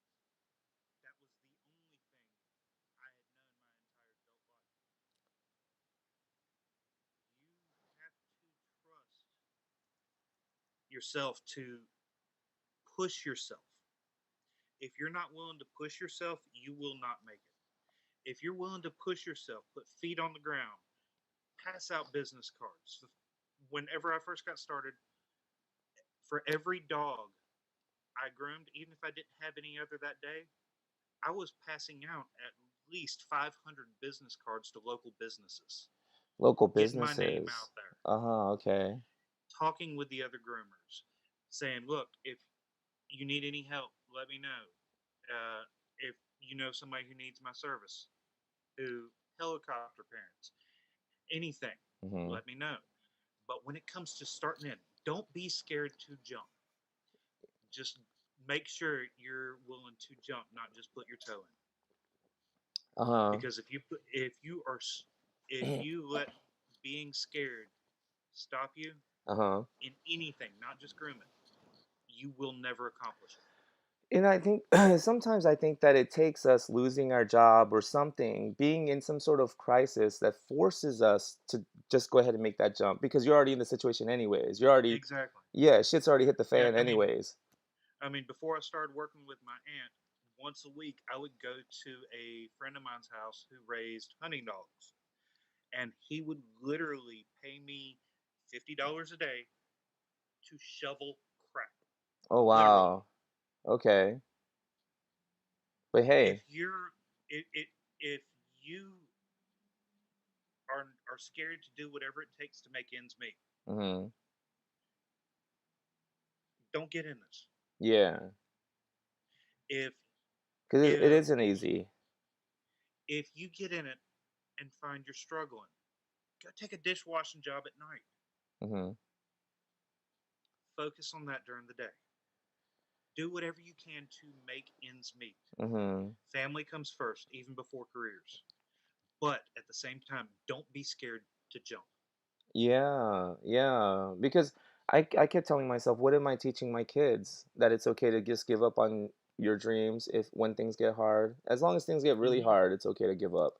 It's like, no, I don't want to. I want to teach them. It's you never give up. Exactly. Yeah, and I have to show it by my actions, and I have to never give up and keep trying. I mean, it with my business, it took about about six months or so before I could step back from being a paid firefighter. Hmm. Yeah, Jim Rohn talks about that, the power of part time. So you had the firefighter job as a cushion, a safety net, a paycheck to bring home to your family. But you're Hmm. part time. You started a business part time until your part time gig was able to replace your full time, and then you transitioned. Yes, Yeah. I think there's something to be but said about that rather than just quit your job, go in and give your boss the finger and then say, I'm going to start this house call business. But you have nothing to support yourself. You have to sustain yourself. and for somebody who's trying to get into it, don't be scared to go wash dogs. Mhm. Don't be scared to go to the pound and like our pound. Granted, with COVID, I don't know how they're doing it. They allow volunteers. Mhm. You get to work with the dogs. The dogs up there are scared. You will learn how to deal with the dogs. Go to a local shelter, even if it's just to feed and wash out the cage, Mhm. just to get used to dealing with dogs in any kind of state of mind. Yeah, and getting your hands in their coat to feel what the texture Exactly. of the older hairs versus Exactly. the newer hairs and Exactly. yeah, I feel mean, the skin. even if it's not to just do that, you have to learn how to deal with the dogs before you put your hands on Yeah, yeah, that's true. Sorry, Albert. I them. went straight to the Even creepy side. I mean, because yeah, that's I like that. But okay, yeah. you're there. You're right though. We I'm gotta an ex-cop, so do I. But buy him anyway, dinner first. Yeah. but don't be scared to go work at Petco, even though I hated the place. It still gives There, you you that hands-on experience. exactly, Yeah. Yep. exactly, And to see if and you even like Petco, it. Yeah. exactly, Petco, PetSmart. I don't know many of the other chains, but I know they have grooming programs that will teach you Mhm. while you're there. Yeah. And if you're trying to pull a paycheck while learning, that covers it. Yeah. Yeah. So, for example, when I first got into grooming, I was making a transition from full-time car salesman, and I actually was a used car salesman manager on a used car lot, but that's just so sleazy, and I can just tell you some stories. That explains a lot. Yeah, I just couldn't stand it. I couldn't stand it, and so I told myself I'm gonna go to a legit franchise. So I worked at Nissan, and that's when I met the couple. Anyways, I wanted to get into dog grooming so badly that I was willing. I worked a week for free. I took a week hit in pay after I quit my job, and all my managers laughed at me. They're like, "You're gonna do what?" And then, yeah, but I was willing to do that because I figured, I'm already struggling financially. I'm already living paycheck to paycheck, and it's like, I, I'm already in the shit. Might as well, just go for it, right? And so it I was had a little somebody, rocky. I had somebody look at me whenever first started the business, and I was working part time as a firefighter. Uh-huh. He looked at me and said, "If you're charging those kind of prices, I'm glad you have firefighting to fall back on. You're gonna need it." Uh-huh. Wow. I'm booked out, and I'm Yeah. actually charging more than I was then. Yeah, especially for newer clients coming in. Yeah, the older clients, they're grandfathered in. I don't raise their prices, but and I can't even take any new clients. Seriously, I can't. I mean, That's the way I am. yeah, but I mean, a couple of baths maybe and nail trims, but other than that, I can't. yeah, and that's the thing is like I want people to know that this is possible. You have to play the long game. It's not going to happen Hmm. overnight. What do they say? You cannot change your destination overnight, but you can change your direction overnight. Exactly. You can Exactly. sit down and write out a plan in It, your if it journal. if it wasn't for me, I mean, I am one of those. I started working for my aunt's shop because I needed money, Mm-hmm. not because I wanted to work with dogs. Uh-huh. I didn't mind working with dogs, Yeah, but you were but desperate. yeah, Yeah. $50 a day, I know how that and feels. I found something I love. Mm-hmm. You're working with your So hands. Yep. so if you already know that you love dealing with the animals, not just, oh, I would like to play with puppy dogs all day. That's not this. No. Grooming is difficult. I actually, whenever I first started there and realized how much I enjoyed working with the dogs, I actually talked briefly to a dog trainer Mm-hmm. to see if I wanted to go that route. Mm-hmm. I didn't.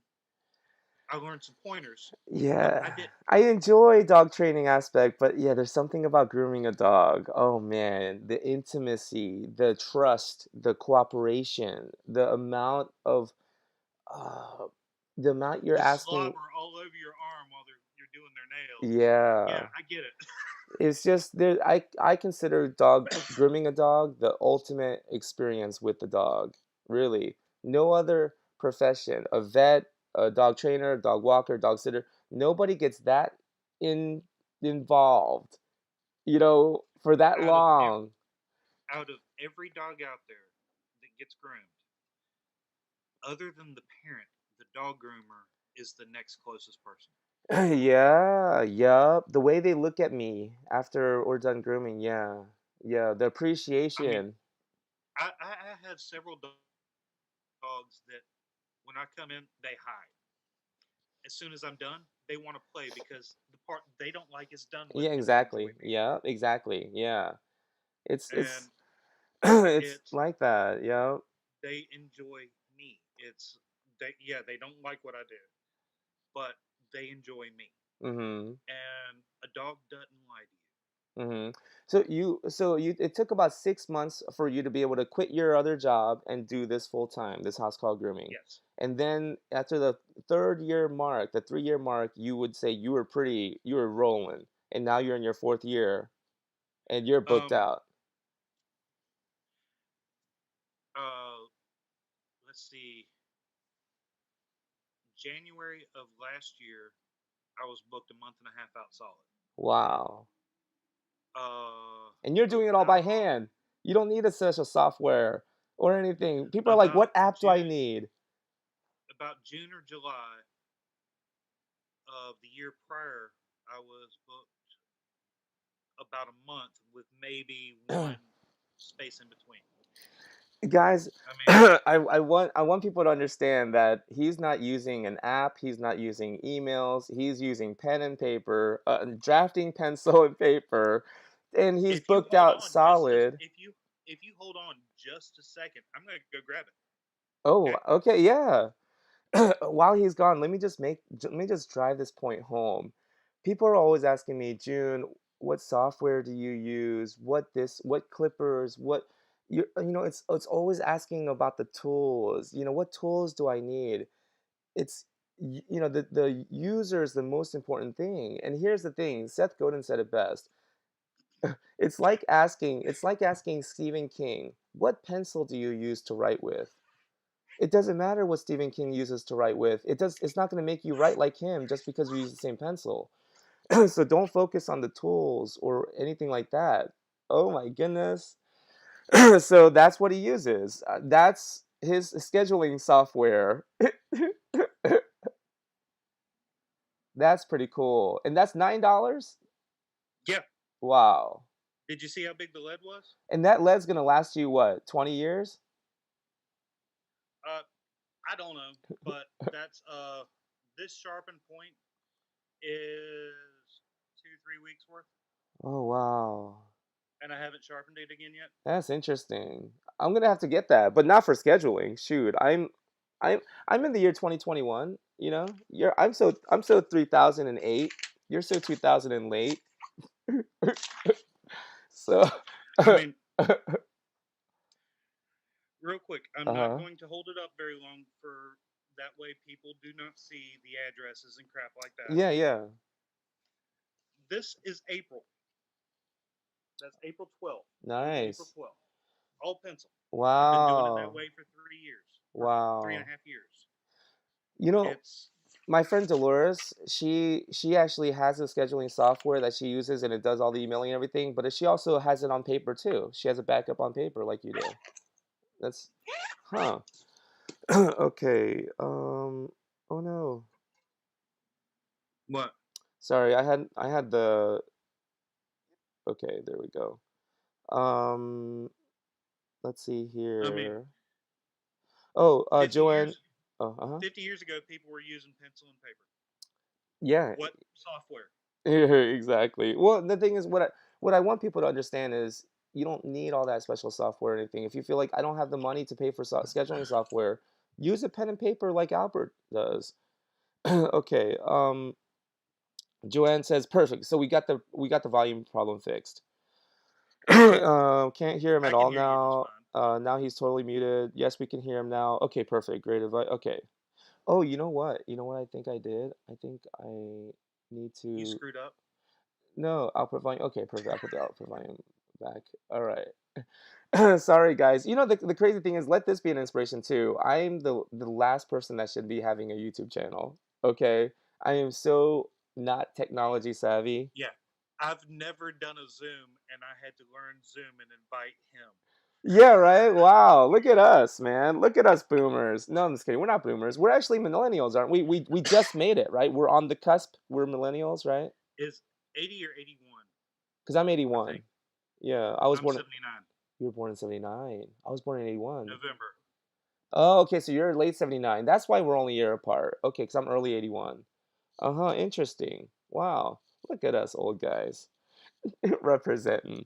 Okay, Either you're using just for men or you got naturally dark hair because I got all this going on. no, no, like I actually have gray hairs coming in. See that? Look at that. I got gray hair, gray stripes coming in. Yeah. Um, um, Yeah. Well, what you are you got a talking you about? got a strong beard game. Oh my goodness. Do you use beard oil? No. You don't use any beard oil? Are you crazy? Why Yeah. not? Well, how does it doesn't it itch or like get dry? Like I I wash it and comb it and brush it every day. uh-huh, but you don't use any oil, beard oil or anything? It actually is not thick. Really? It stops right Oh, there. wow. The reason Uh-huh. being, the reason I did it that way is even as long as it is, as a firefighter, I could twist it, put it up, and put a mask on, and it sealed. Oh. So I only have about that much hooked to my skin. Ooh, okay. I like So that. it's not very much to do. Interesting. Okay. I mean, it's old habits. You know, now that I've gotten used to having all this facial hair, I'm scared to cut it off. I feel like I might wake up and not recognize myself, like I'm used to it now. I love it. I love having facial hair. Okay. Moving on. Um, okay, Joanne Winham says yes, we can hear him now. Morgan Nelson says great advice. That's a point 0.5 millimeter, am I right? Or wait, no, 0.9 Th- millimeter. Try a 2.0 millimeter. That's a 2.0 millimeter drafting pencil? Yes. Wow, okay. Wow, Joanne. Or is it Joan? Is it Joan? I think it's Joan. I'm saying Joanne. It's Joan. Joan. Morgan says those are some good pencils. Yeah, right. I'm gonna order some for making my bows with, marking the wood. Can anybody see how thick that is? Wow. And To it, give and, you an and it idea looks on it looks kind of size, bent only because that's your camera lens, right? Making it look a little yeah. curved. Does that give you an idea? Oh wow, that is It's a, thick. exactly. Yeah, that's what they say about me. Anyways, because so Shameless plug. nice. Dirty dogs door to door, and that's your number right there. Okay, Yep, so you're okay that's with my people business calling you? cards. Okay, nice. And you said you don't have a website, right? I asked him if he had a website. He doesn't have a website. Facebook. Uh-huh. So on Facebook, they can find you at Dirty Dogs Door to Door on Yep. Facebook. Okay. And do you typically respond to the messages there? Yes, I do. But like I already said, I'm already booked out, and I'm pretty much not taking any full grooms. But if Uh-huh. anybody has any questions or anything like that, Mm-hmm. I'll gladly reach out to them. So the question I get all the time is, and I'll ask you, why don't you train someone at this point? Hire someone and scale your business. I've actually thought about that. I thought about that seriously. Okay.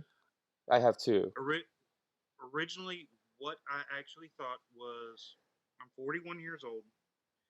If I can have 5 people working for me by the time I'm 55 Mm-hmm. and pull $10,000 profit off of each employee, which is not a lot as a business owner. Mm-hmm. That would be 50,000 a year, and I'd be able to retire and just run the business. Mm-hmm. At the same time, the more and more I think about it, I have built this baby from ground up, just like you Mm-hmm. have. Yeah. This is your baby. Being Mm-hmm. able to trust somebody with your baby Exactly. You're sending is them into hard. someone's home. You If you hire somebody, every action, every step they take, every time they turn on their turn signal in their car Yeah. is representing you. Yeah, if they leave muddy tracks in my client's carpet, you know? Exactly. And also, if somebody gets into this and realizes how easy it is to do house call once you're established, Mhm. and how much better it is for me personally Mhm. than a storefront or something like that, being able to work with the dogs one on one, The being pace. able to chit chat with the parents while I'm Yes. grooming the dogs, Yes. finding out how their child is doing that was sick 2 weeks ago with surgery, Yeah. Yeah. being For able to connect on that level with the people. exactly. Why would somebody work for me whenever Exactly. they can do the exact same thing? Yeah. Because I put myself in that person's shoes. I'm thinking that's what I would do. I would think to myself, wait a Exactly. minute. I'm doing all the I mean, work. okay, if I'm doing all the work, if I did it myself, I could make that extra ten Yeah, thousand that's dollars a exactly year. what I would think. That was what I would think to myself. Exactly. Yeah, why That would is someone why not think that? Yeah. the So, only the only real exception I see to that is if you're running a mobile van, yeah, because that is so much overhead, so much to keep running and stuff exactly. like that. I've never experienced mobile vans, but Yeah. I could see where that would be something that, yes, have a fleet, have Yeah. I employees, and actually they won't try that. I actually have a friend who has mobile vans. And she grooms as well a few dogs out of her home. She has a salon in her home as well, but Hmm. she has mobile vans. I think two or three vans, and she has groomers who drive those vans full time, and she just coordinates everything. It's her Hmm. business. Yeah, and the groomers are happy, and I like Yeah, she actually agreed. they don't have to worry about the van breaking down. They don't have to Exactly. worry about the different insurances because it's a van. Uh-huh. They don't have to worry about replacing the generator every year and a half. I mean, Exactly. they don't have to worry about any of that. They don't have to worry about the $100,000 bill from buying the van. Exactly. And they also she buys the shampoos, she pays for their Hmm. sharpening. She is actually a really awesome person to work with. I actually considered working for her during the time where I was trying to get a full schedule and things like that, and I was trying different things, and I was Okay, actually thinking about working for her. Like but does that explain why I haven't hired anybody? yeah, and that's exactly the same reason why and that's interesting because you're actually thinking the same thing I was thinking. I was thinking I can't hire somebody and train them and yeah. So I I was mean, I actually seriously thought about it. I yeah, seriously thought about it though. yeah, me too because of the amount of business I'm turning away every single day. It's literally and so I was actually thinking my next step is like maybe in about 3 or 4 years, about the same time I move into my new house, um, find a small retail space around where I live, because I haven't decided exactly where I want to, settle, Hmm. get my new place. So, get a small retail space, so I'm not paying too much in, overhead. I learned from my Hmm. last mistake. Just get a low rent, small space somewhere, and start small, and have like 2 or 3 employees that I train up, and then I can have like instead of calling it a school, I can have like training programs where groomers or people who want to learn how to groom come in. We'll have shadow programs and stuff like that. I That's what I mean, was thinking I'll do. locally, I've never looked into it, but locally,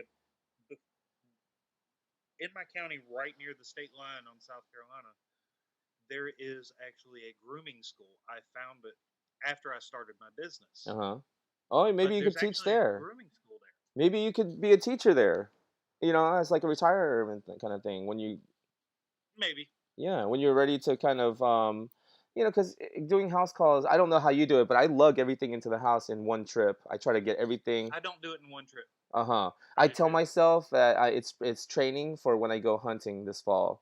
So I just lug everything, backpack, back strapped here, table, everything. I just, I mean, I actually have a rolling toolbox that holds all of my equipment, uh-huh. including my Rolling dryer, everything. toolbox. I Yes, was looking into that. Do you like and it? I love it. I've been You using it love since I it. first started. The one Okay. I use now is actually a Craftsman, Uh-huh. and it actually folds out in 3 layers. Ooh. How much did you spend And on that though? Cuz I don't know. $89 That's it? Come on. at Lowe's. Come on I now. bought it What? right after Christmas. No This way. year, I bought it right after So Christmas. that was a And deal, then right? you open the top, and then you put the top toolbox piece Uh-huh. to the side, Uh-huh. and the handle that raises up and down on the back holds the lid in place. Oh. So I have the lid, the toolbox, the toolbox, the Oh my toolbox, goodness. So you could put your and it shears. just slides right out and then slides back together when you're done. Hold on. So you bought it right after Christmas, so it's probably more expensive now, right? That was probably like a one-time deal. Like, I'll find out real quick. yeah, how much is But that? Oh my goodness. I might do that then. Just put everything in that toolbox. Because I got a backpack with full of everything, all my tools and everything, my shears. And then I have a duffel bag, a Nike duffel bag full of my towels, shampoos, sprays, products. And then I I have mean, my I take table, two force trips. dryer. But you take two I take trips. I take two trips. One trip I take the grooming arm, Hmm. the broom and dustpan, the toolbox. Okay. Second trip I take the table, what I call my bath bucket, which has my shampoos, my wet brushes, everything like that. Also, I stack my towels in the top, and it has a pitcher on the side with a disinfectant in it, Okay. and that's my second trip. Uh-huh. So your tools and the bath bucket. I mean the table, the bath bucket, second trip. Yep, Uh-huh. and Oh, okay. Hmm. I might start I mean, doing that yeah, then. yeah, it's two trips, but 'Cause I do it all in one trip. you know And what? it's sometimes it's a real challenge trying not to bump their walls with my table or All right, anything.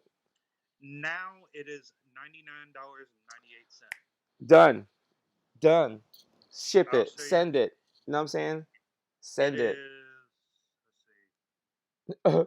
a 22 inch. Let's see. So yeah, it's not that big.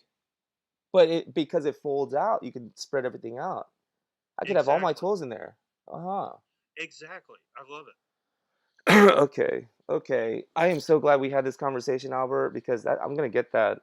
Chris And Craftsman. it's a Craftsman 22 inch, one drawer, red plastic, metal wheels, lockable door. That is the exact description. On Lowe's, at Lowe's, or are you on Amazon? Where are you at? Lowe's. You're on Lowe's website? Yep. Okay, perfect. Um, And then my friend Jamie. I'll end up screenshotting it and sending it to you when we get done. Perfect, perfect. And then my friend Jamie, the mobile grooming that I told about, Hmm. just to while I have it on my mind, her company is called Fur Mobile Grooming Salon, and she works like kind of northeast Georgia area. But anyways, I think I'm thinking about having her on next. She actually agreed to come on a couple years ago, but you know, Life got in the way. yeah, yeah, but I bet you she'll be willing to come on and talk about how she does it too. Were you ever thinking about maybe getting a mobile van and then doing expanding When that way? when I first started, I was going to use house call as a stepping stone for it, Uh-huh. Like my but friend Janine. Yeah. but after dealing with the dogs in their homes, dealing with the parents, being able to connect with them. Mm-hmm. I mean, I have some wonderful clients. Matter of fact, I had one. She bought 5 pallets of brick pavers. She changed her mind on the color. Uh-huh. She gave me 5 pallets of brick pavers, Wow. Oh my and they're sitting goodness. behind my house right now. Yeah. I mean, See, we got projects we want to use with them, but I make those connections with the people doing house call. mm-hmm. They see the way I react with the dogs. They love the connection. They love Yeah, because they not love their necessarily the dogs. baby talk, but the me talking with the The dogs. bond. Yep. Exactly. They love hearing that. They love knowing that I care about their dogs almost as much as they do. Mm-hmm. And with that, I'm in the dog's environment. Mm-hmm. If I have a van in the driveway, it's still their yard, but it's not their home. I want me being them being more comfortable, especially with the elderly dogs. Uh-huh. That Yeah. is that is more what I feel. Yeah, I'm finding that more and more. So Myself. Yep. unless somebody gave me a van, I don't plan on it. Mhm. Okay. I mean, yes, I can't do as many dogs house call as I could a van, Mhm. but I don't have the overhead, so Yeah. I don't have to. Mhm. Yeah, and my question is always, when is enough enough? Isn't what I have now enough? Like I think that I play the lottery, so that don't count.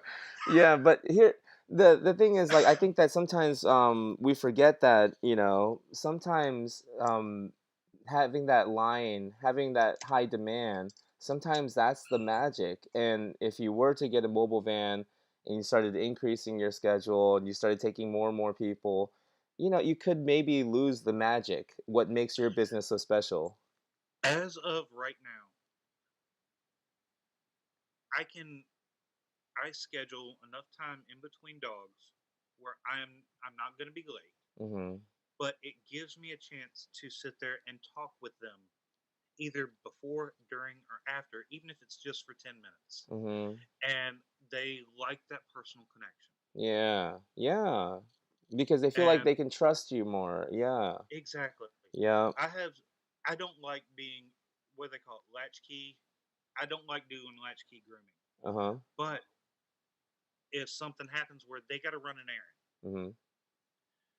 they can and they feel comfortable with me there. Exactly. Yes. Yes. That's the thing. There Yep. And there's that one takes lady years sometimes to gain that trust.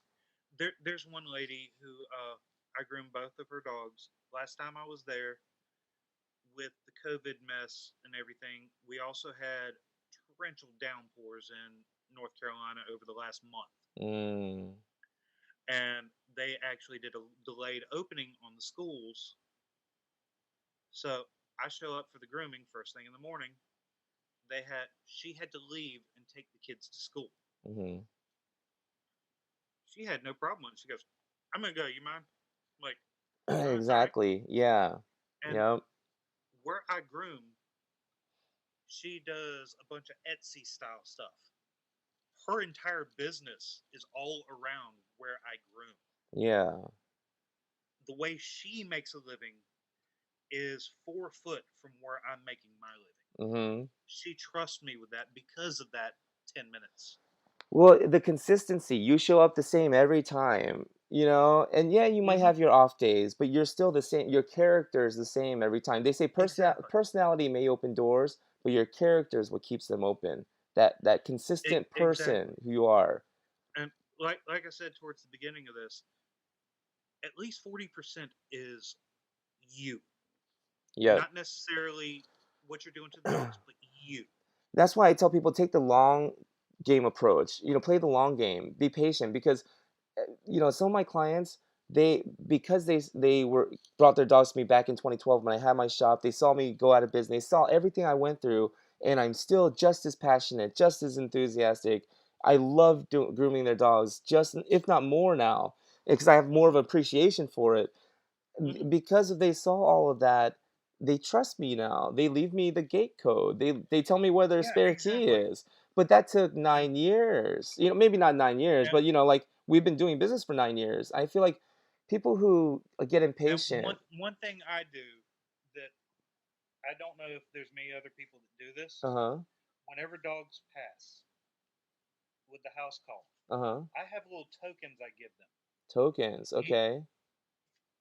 I'm trying to see if I got one in my bag. Interesting. Yeah, I mean, we deal with a lot of elderly dogs, Mm-hmm.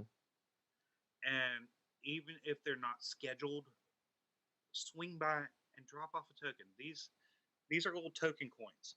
They cost $3 on Amazon for a pair. Uh-huh. The back says, "A true friend leaves paw prints on your heart."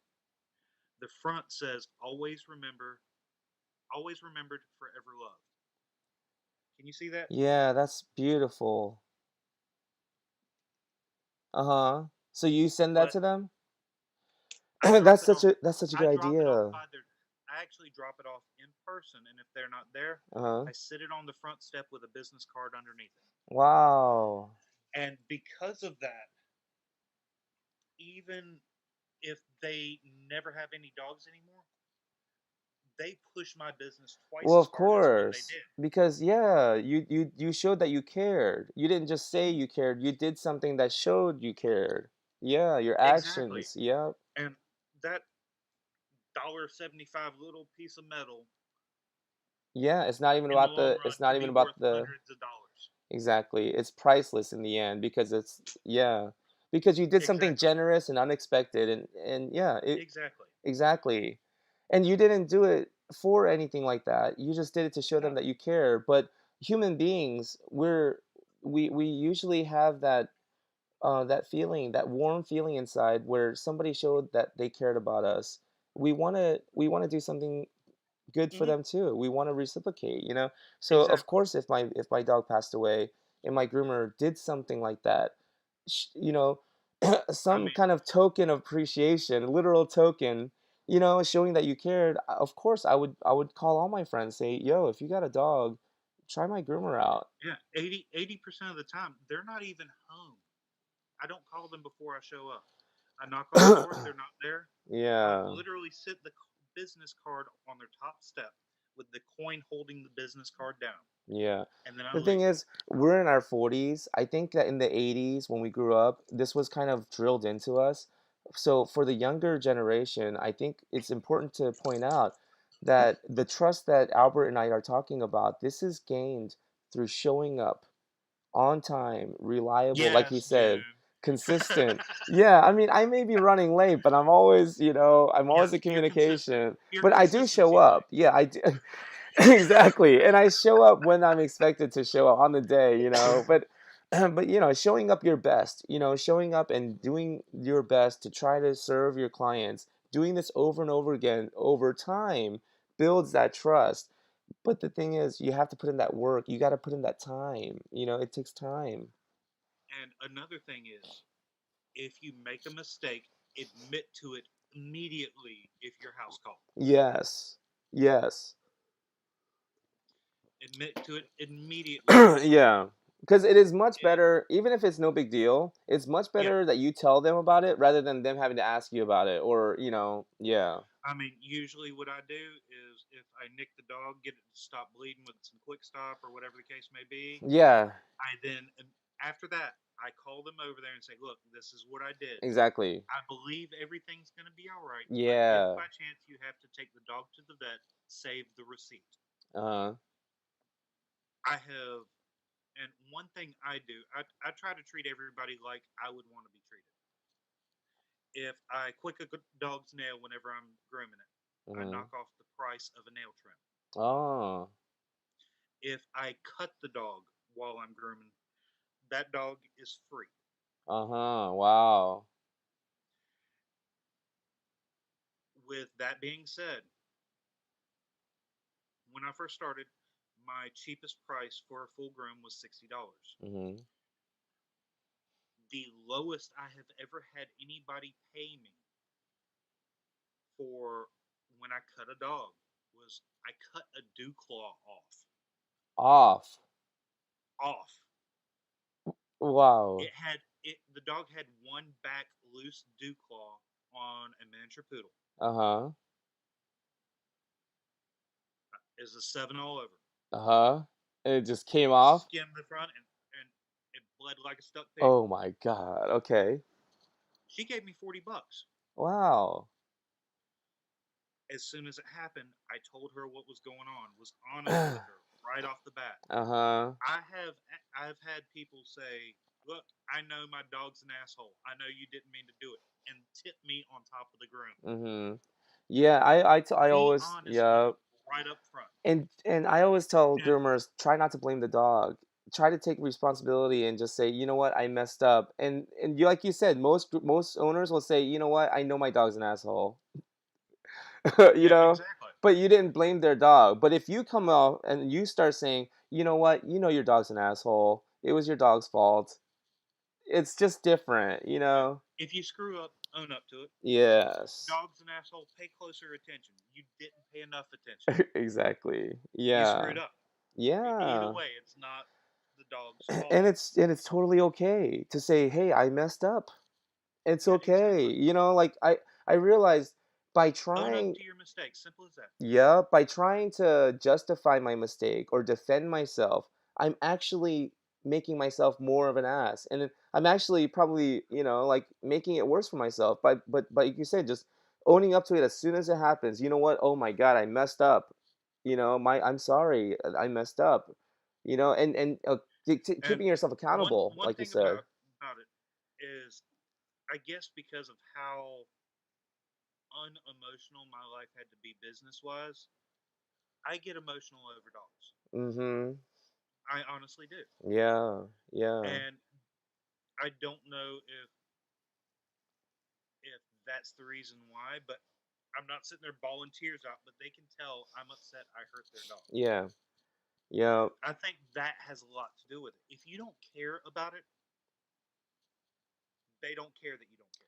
Well, I just feel like grooming dogs is just not something that, in my opinion, that I would enjoy doing if I didn't like dogs, Like, okay, so, okay, Nat U says, "Are you taking questions?" Yes. Are you guys taking questions? Yes, Nat.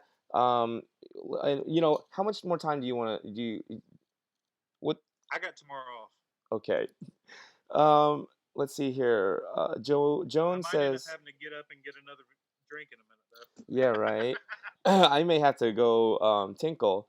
Okay, Jones says, "Dang, it is the one syllable way I personally use a." Okay, Joan. Okay, it's the one syllable way. I personally use a Pentel Twist Erase 3. What? A Pentel Twist Erase 3, and recently decided to go to a point 0.7 millimeter instead of a point 0.5 millimeter I used for years. Hmm. So that 2.0 is throwing them off. Yeah. So Cynthia Ingram says, I watch Go Groomer every Monday too. I'm a member. I love June. Learns okay. Um, Morgan. Uh-huh.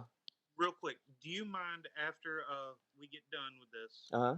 I'm gonna shoot you that screenshot. You send me the names of these places for me to check out. Yes, go, the Go Groomer web. Yeah, perfect. I Yep, will. yep. I'll send you the link.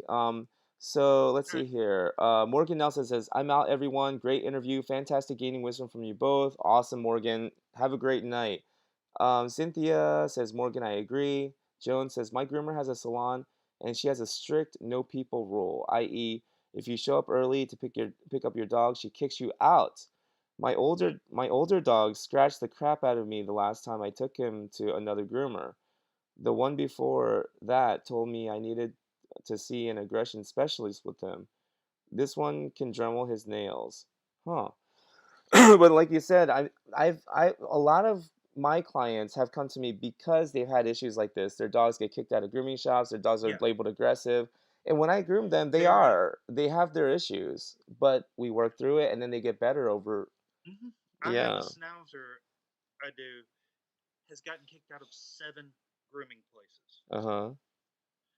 When I first got there, I had the mom rolling because I was sitting there grooming the dog and said, "Look, if you think you're gonna get by with something, I got 5 kids. Get used to it." Uh, And she dear about fell out of her chair rolling. And now I'm one of those. I have muzzles. I hate using them. yeah. I really hate using them. Yeah, I will, Yeah, but I yeah. will, but I've been doing this dog every 8 weeks for a year and a half.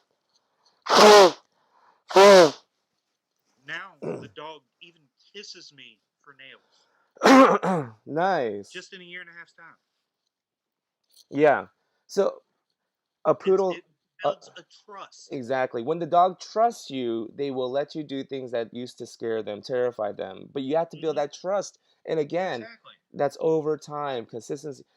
So I have a toy poodle that I did. The first time I did the clean feet, it was a nightmare. I mean, and I mean, but the thing is, like you said, house call grooming, it is for that special niche of dogs that can't handle the groom shop setting, being Hmm. rushed. And I think that it's just the being in her own home, being more calm, spending that time, slowing things down, giving her breaks. But we got through it. It took so long, but now it's not like she does pull back a little bit, but it's not like that. But it Yeah. took. I've been grooming her for almost 3 years now. So it took that time to The build the that first trust with visit, her. the first visit I ever do for somebody, a lot of people do consultation visits or whatever. I don't. Hmm. I meet the dog 5 to 15 minutes, then bring in my stuff. Hmm. That's the way I do it. And I if like that.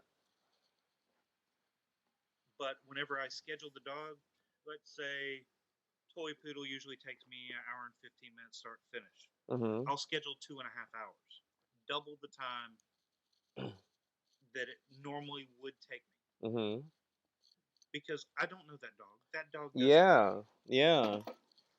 And if it takes me an hour and a half, I just sit back and relax for an hour Yeah. Yeah. or catch up on paperwork, catch up on phone calls, Hmm. catch up on texts I have to text because I don't use a program. Well, I mean, the advantage of being a house call groomer is when I do get done with the appointment earlier than I expected, I have an hour or so before the next one. There's local parks all over the place. I just go to a park and sometimes I walk the trail, sometimes I find a bench, just meditate, write in a journal, or I'm constantly behind on my scheduling and doing admin stuff. I'll sit down and just go to a park somewhere oh, and just work on exactly. emails, email people, schedule people. Yeah. Lately, I've just been finding a spot and taking a nap. Yeah, right. That's what happens on this side of 40, right? Holy cow. Oh my goodness. Okay, so Dana and Lilu the cat. What's up, Dana and Lilu the cat? Wow, they are like a regular what do you call that? Viewer, I guess. Patron. Yeah, well, a participant, right? Because they're actually commenting. She says, "Hi, June, Albert, everyone on chat. Have you ever groomed cats?" No, Albert is slightly allergic to cats. I am terrified of cats, so you know, the two of us don't groom cats. um, Alan Powell says, "Oh no, June has the Rona." Yeah, because I blew my nose. Yeah. Let's see here. Joan says, the cat they discussed cats briefly earlier. Dana and Lilu the cat says the city I live in went from alert level 1 to level 5 2 weeks ago for the virus. Ooh, Wow. Where do you live, Dana and Lilu the cat? I think they're from Australia too. I'm not sure, but she says thanks, Joan. This is what I get for running late, for tuning in late. Yeah, right. No, but it's gonna be up. And Dana and Lilu the cat, I would highly recommend going back and listening to Albert's story of how he became a police officer. He had a near fatal car accident while he was on duty. You know, and the thing, Steve Jobs said it best, right? He said that when you're going through life, the dots doesn't make sense. It feels like none of it makes sense, and it's all just chaos. But when you look back at it, all the dots connect. So you just have to have faith. You have to believe that one day everything will connect. Looking back, in hindsight, but looking forward, going through it, it doesn't make sense. You can't see it. But looking back on your story, it's almost like you had to have that car crash in order to have a job you hated so much, in order to even consider working with your aunt as, mm-hmm, as just a way to get some cash, and then realizing, hey, I like this. I have a knack for this. exactly. And then you're I going through mean, that rough patch of your life, financially, everything.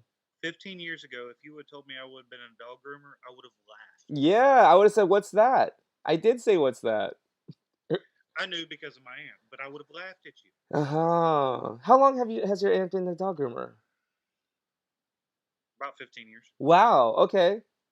Um, that's a guess. I'm not 100% sure. Uh-huh. But looking back, I am more at ease in my life, dealing with Mhm. different stresses that are easier to handle Mhm. than 15 years ago.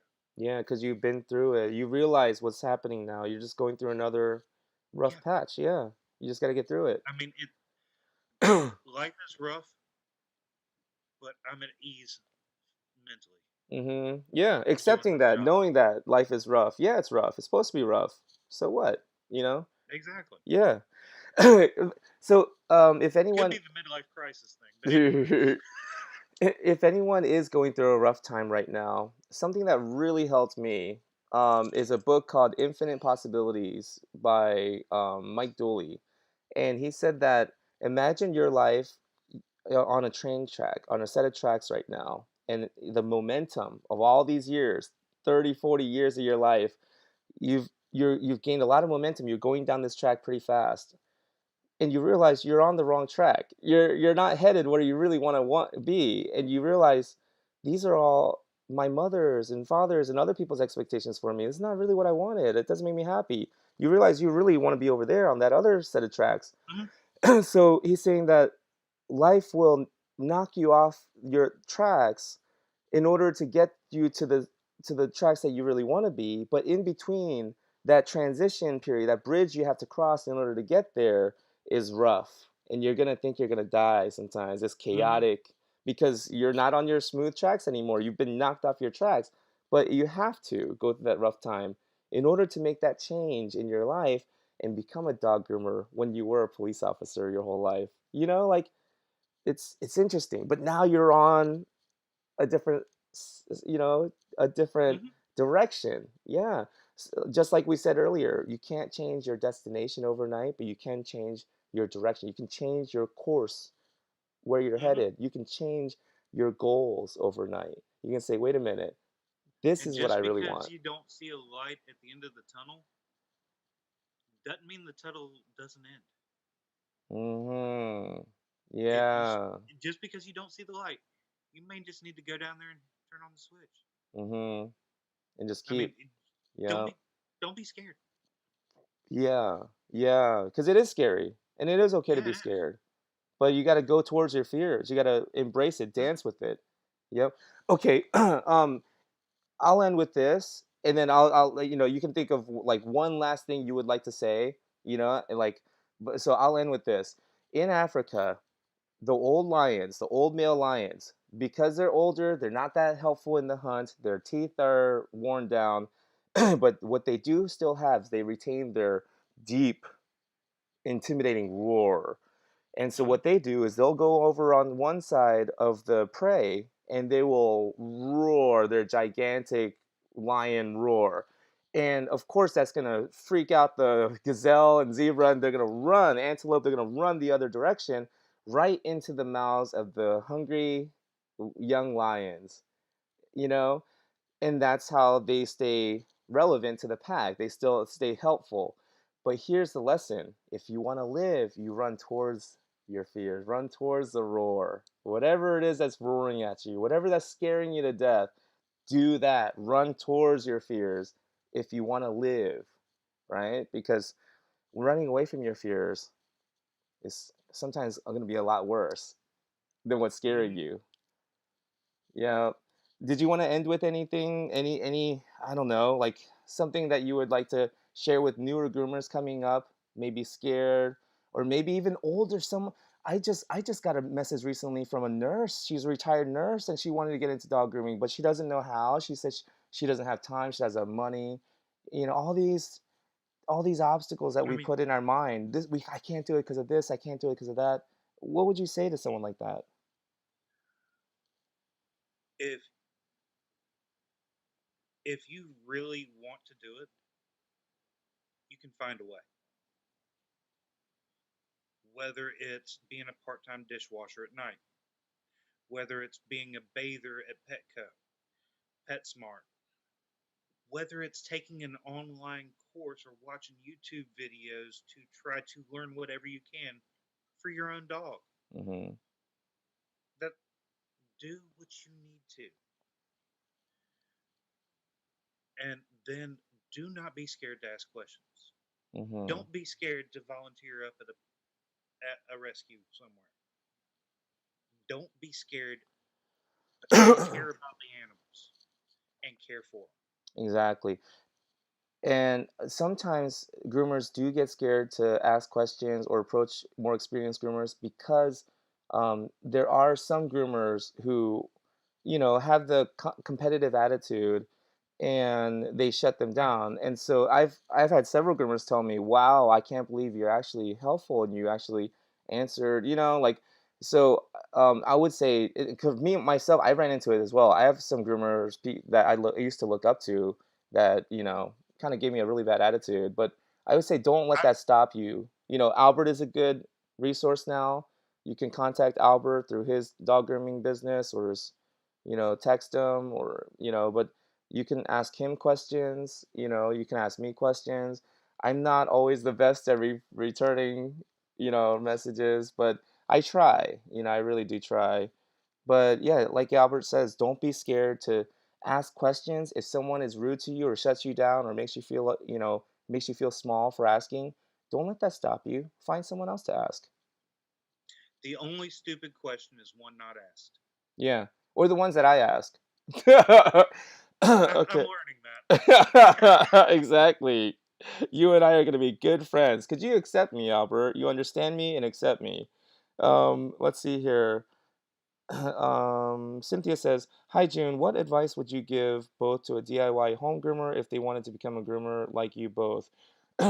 Cynthia, I would say go back and watch the stream because we did go through all of that, and just it's just for the sake of not being repetitive.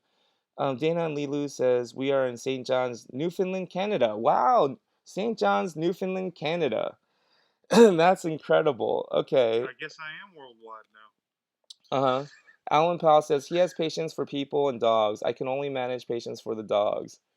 Hmm. But yeah, I Well, mean, why do you think I'm not a cop anymore? um, Cynthia says, "Do it afraid." I like that. It's like, yeah, I'm afraid. Admit it and do it That anyways. that is a perfect line. She Yeah, couldn't have said it better. do it afraid. Yeah. Okay. Alan says, "Fear leads to anger." Yeah, the Star Wars quote. But yeah, is it John Wayne that said that? He said, "Courage is being scared to death, but saddling up anyways." Hmm. Hell yeah. One thing dealing with firefighting, Oh if you yeah. if you are not scared, you need to get out. Ooh, I like that. So you're scared whenever you run into a burning building. Of course you are. Why wouldn't you be? If you're not scared anymore, even the tiniest bit, you've been doing it too long. You need to get out because you're putting yourself in danger or others in danger. That goes with any facet of life, Mm-hmm. but that's Yeah. just firefighting in general. And you do it anyways because lives are on the line when you're firefighting. Exactly. Yeah. Yeah. I mean, are you scared? So what? Yeah, yeah. Well, hey, if you've lost your job and you have children to feed, lives are on the line. You're scared to death. Exactly. You got to do it. You got to run in that burning building anyway. Exactly. Yeah. Yeah. Well, thanks a lot, Albert. I really appreciate your time, man. I really I had a lot of fun. I I did told too. you this was gonna be fun. Anyways, I gotta stop saying anyways. Don't say anyways. um, but thanks a lot, everyone. Thank you for joining. I think we got to all of the questions.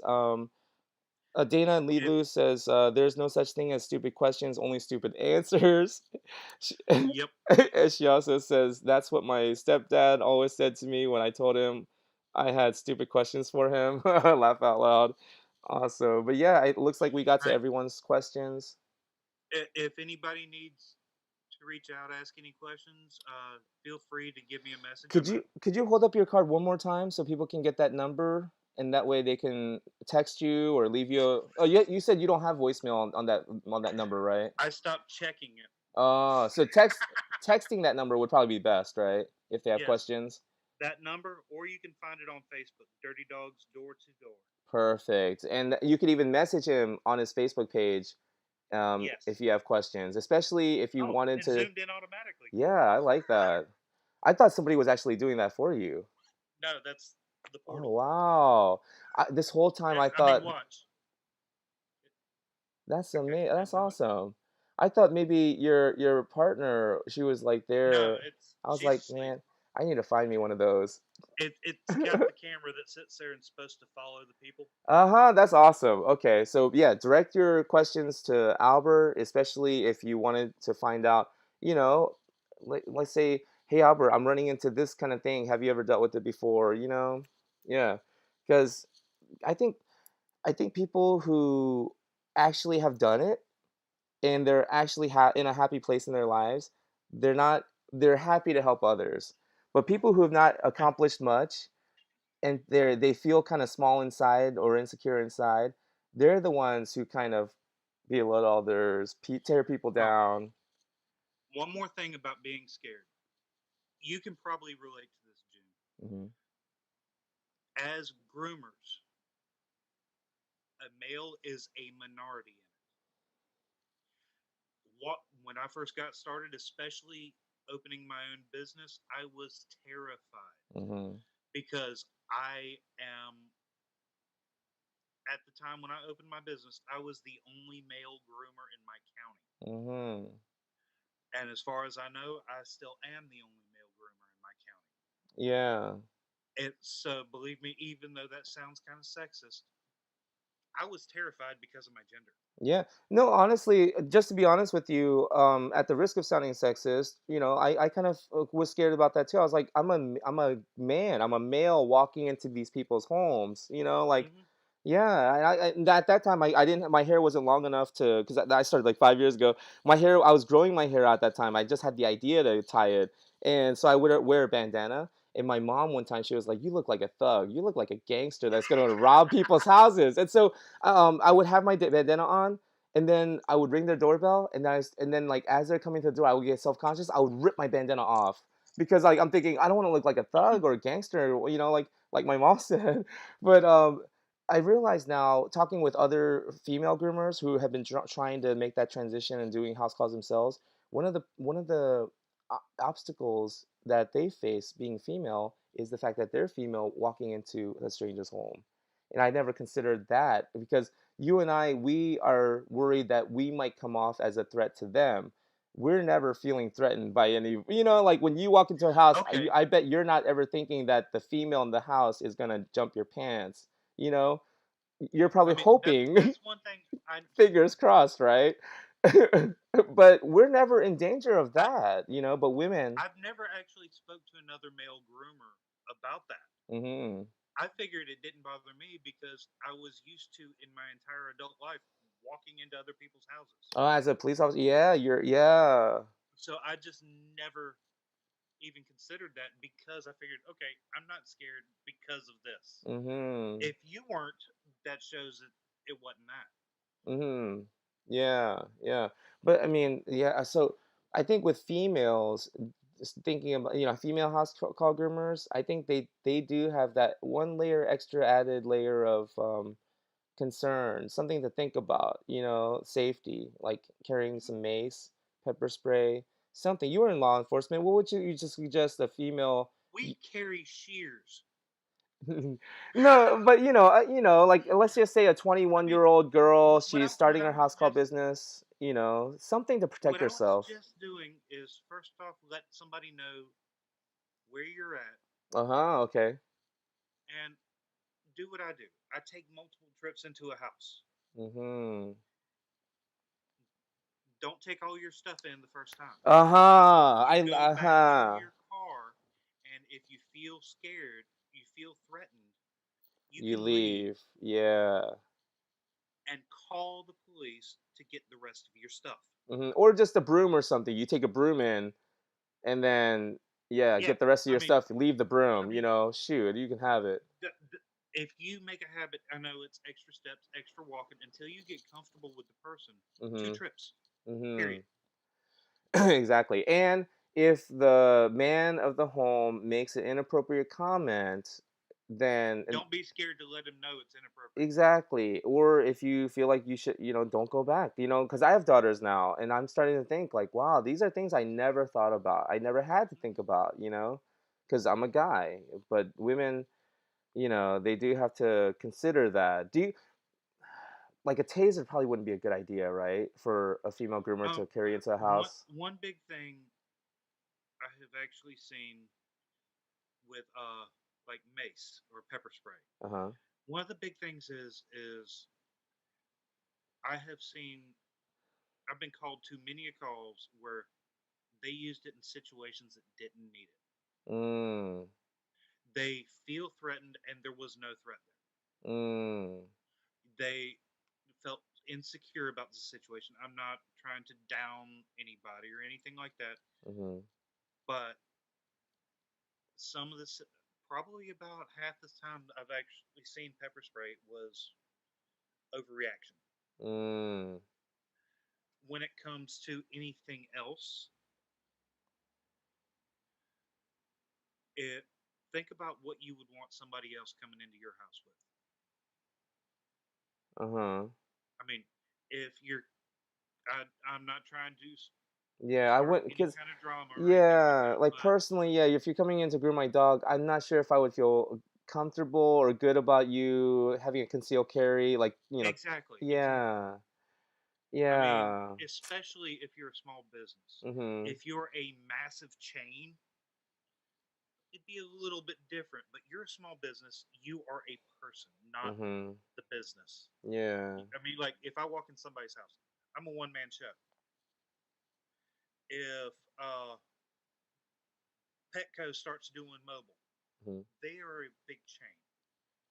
They would know, or it would be a little bit more comfortable, like Roto-Rooter coming to your house, Mhm. or AT&T, or something like that. Yeah. That would be a little bit different than if it was Joe's Plumbing. Exactly. Yeah. I mean, so you got to put yourself in other people's shoes. If somebody walks into your house, what do you feel comfortable with? Mhm. Yeah. One thing I actually have heard of people doing is they let somebody else know where they're at Mhm. and tell them if you haven't heard from me by this time, start calling me. Yeah, check in If on I me. do if I don't answer within the first 5 phone calls, call the police. Uh-huh. And I'm at this address. Yeah. Yes. Okay. I mean, I have heard of people saying that, and that is 100% acceptable. Mhm. Taking 2 trips where you can actually leave the house Mhm. is perfectly fine. Yeah. If you're sitting there grooming a dog and the guy walks up and grabs your butt, you have shears. Mhm. Yeah. improvise. If Yeah. you're grooming a cat, pinch him on the button, stick the nails into him. Yeah, right. It's Yeah. Throw the cat at his improvise. face. Yeah. Exactly. I Oh mean, man. do what you would feel comfortable with somebody else doing in your home. Yeah, I have to get better That's the at way I look that. at it. Yeah. It's one thing that But at the really, same time, I'm a guy. yeah. Well, I'm not a woman. But that's the way I've looked at my entire business, is mhm. including when I was being a cop. How would you want to be treated in that situation? Mhm. How would you want to be?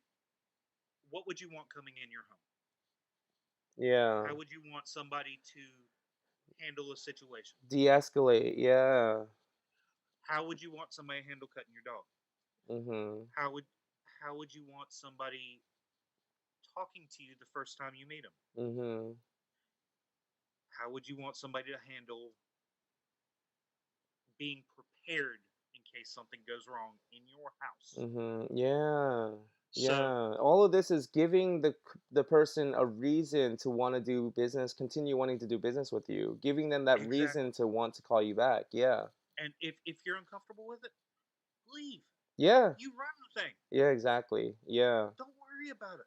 Yeah. If he says something bad, so what? Yeah, yeah. One person actually, I was being patient, patient, patient, and then this one visit in particular, they, they crossed the line, but I still kind of let it go because they told me I was being an irresponsible father, and I was like, don't say that, right? And that's where I like kind of drew the line. I was firm. I was like, don't ever say that, you know. And the next time I went, yeah, they were being ridiculous. So yeah, and there, here's what he said. He was like, you can't leave. You've been paid. And Like, okay, here's your money back. yeah, I was Bye. like, hey, watch this. And I refunded them their money right there, and I was like, Cool, see ya." And it's like, yeah, they like maybe some people, yeah, are convinced like if I get paid, if someone pays me, then I have to do something. No, if you feel uncomfortable, like you said, get out of there. You don't need, So I really appreciated all of that. Oh man, hold on one second. Is there anything else to follow up on that you wanted to? I'll probably think of something as soon as we leave. Yeah, right. Well, okay. So Alan Powell is talking about let's, let's see here. Concealed carry. Jane, if you showed up my house with the broom, I'd be like, "What? You fly here like a witch." Glock 19 is concealed carry. They wouldn't know about it. Yeah, I mean, I guess so. And I think if it was my daughter going into someone's home, I probably would tell her maybe just have a Yeah, concealed carry, but just don't tell them. Don't tell anybody you yeah. have it.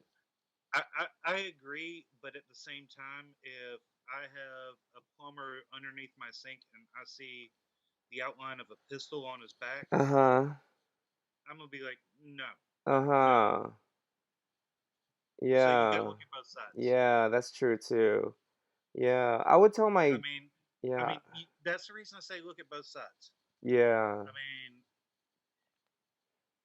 if you yeah. have it, that's a touchy situation. That Mhm. honestly, the only thing I can say is look at both sides and let's drop that before we start pissing off people. Yeah. Well, and also I think everybody just needs to make their own decision, Exactly, like, exactly. yeah, if you are a young female and you're about to start a house call business, and when you start, initially everybody starts off a stranger, Hmm. and so yeah, if you feel uncomfortable, I say, go, what is that? Because I've been taking some Go with hunter, your gut. yeah, I've been taking some hunter safety courses, and they say ethics is doing what you believe is right when no one's watching. So doing Hmm. that, yeah. um, Joan says, if I had a groomer in my house and I figured out they were carrying, that would be the only time they were in my house. Yeah. See what I mean? Yeah, Joan would fire any groomer that carries in her house.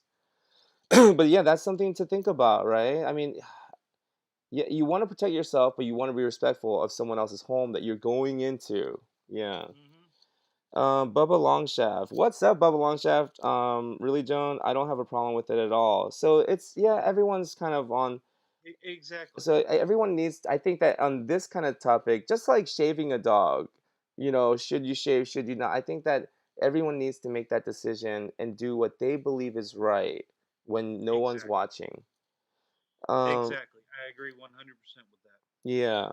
Nat you says the audacity of some people. Wow. Joan says that's fine for you. Your house, your rules. Yeah, exactly. Everyone's house, everyone's different rules. Like you said, Exactly. every You walk into a house, you don't know what their rules are. exactly. Yeah. I mean, I think maybe what I'll do from now on is just let all my clients know, hey, I'm walking in with two gigantic guns. I hope that that's okay, right? I hope it doesn't alarm anyone, right? But they've known this whole time. They've seen it. So it's not like I conceal it. Okay, so Bubba Longshot says, "LOL, good idea." Yeah, and he says it's polarizing for sure. Yeah, it really is. But hey, you know what? I think that if anybody has opinion has any weight on this topic, it would be a former police officer, right? Like, Yeah, but at the same time, I'm a person. mhm, I'm I'm no longer a cop. mhm, yeah. I mean, But I you have that perspective, though. You've seen that yeah. side. I mean, and as a person, with me having 5 kids in my house, I don't want somebody walking into this house with a gun without me knowing it. Mhm. Yeah.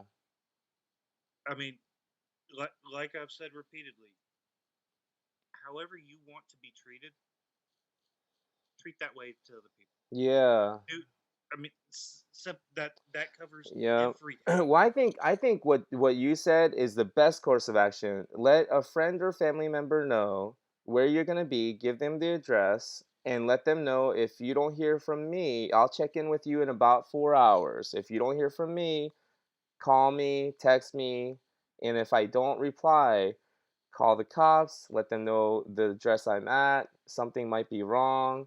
Yeah, I think that would be the best course of action. And then also, in the I mean, communication leading, if it's gonna be a 4 hour thing, make or shoot them a 3 hour, text after the two first hours. hour. Yeah, Shoot them a text after the first hour or something. I mean, I like that. Yeah, something like checking in that. I often. mean, Yeah, yes, and then until they know you know the person and stuff like that. yeah, I understand that. and I really do. and like you said, go with your gut. The communications leading up to that appointment, the everything that leading up to the moment where you step inside their home, go with your gut. If your gut is telling you, if you're getting a funny feeling, the things that they're saying or the way that they're phrasing things, you're getting a funny feeling, you don't have to do it. You're not And it obligated. does not matter if it's the first time or the 20th time. Exactly. Exactly. You're allowed to change your opinion about someone based on their actions, based on something you observe them doing. You're allowed to change your opinion about someone, even if it's Exactly. 20 times into it. Yeah. um, let's see. Joan says, I drove a cab. I had a guy ask to sit in the front seat and was impressed I wasn't scared to let him sit up front. I showed him my 4 cell mag light and told him I had They do I damage. yeah, right. I I had broke a kneecap access. with one. No way, you broke a kneecap. Wow. Holy cow. Okay.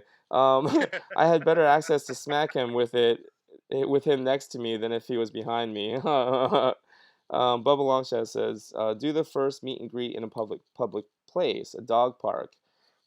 Yeah, I think guys, we have the advantage of we could just walk into a house and pretty much we don't have to worry about Yeah. anything Until like that. talking to you, I thought it was because of my past. No, Honestly. yeah, no, I think it's because we're just guys, and I Sorry, I'm a mean, guy.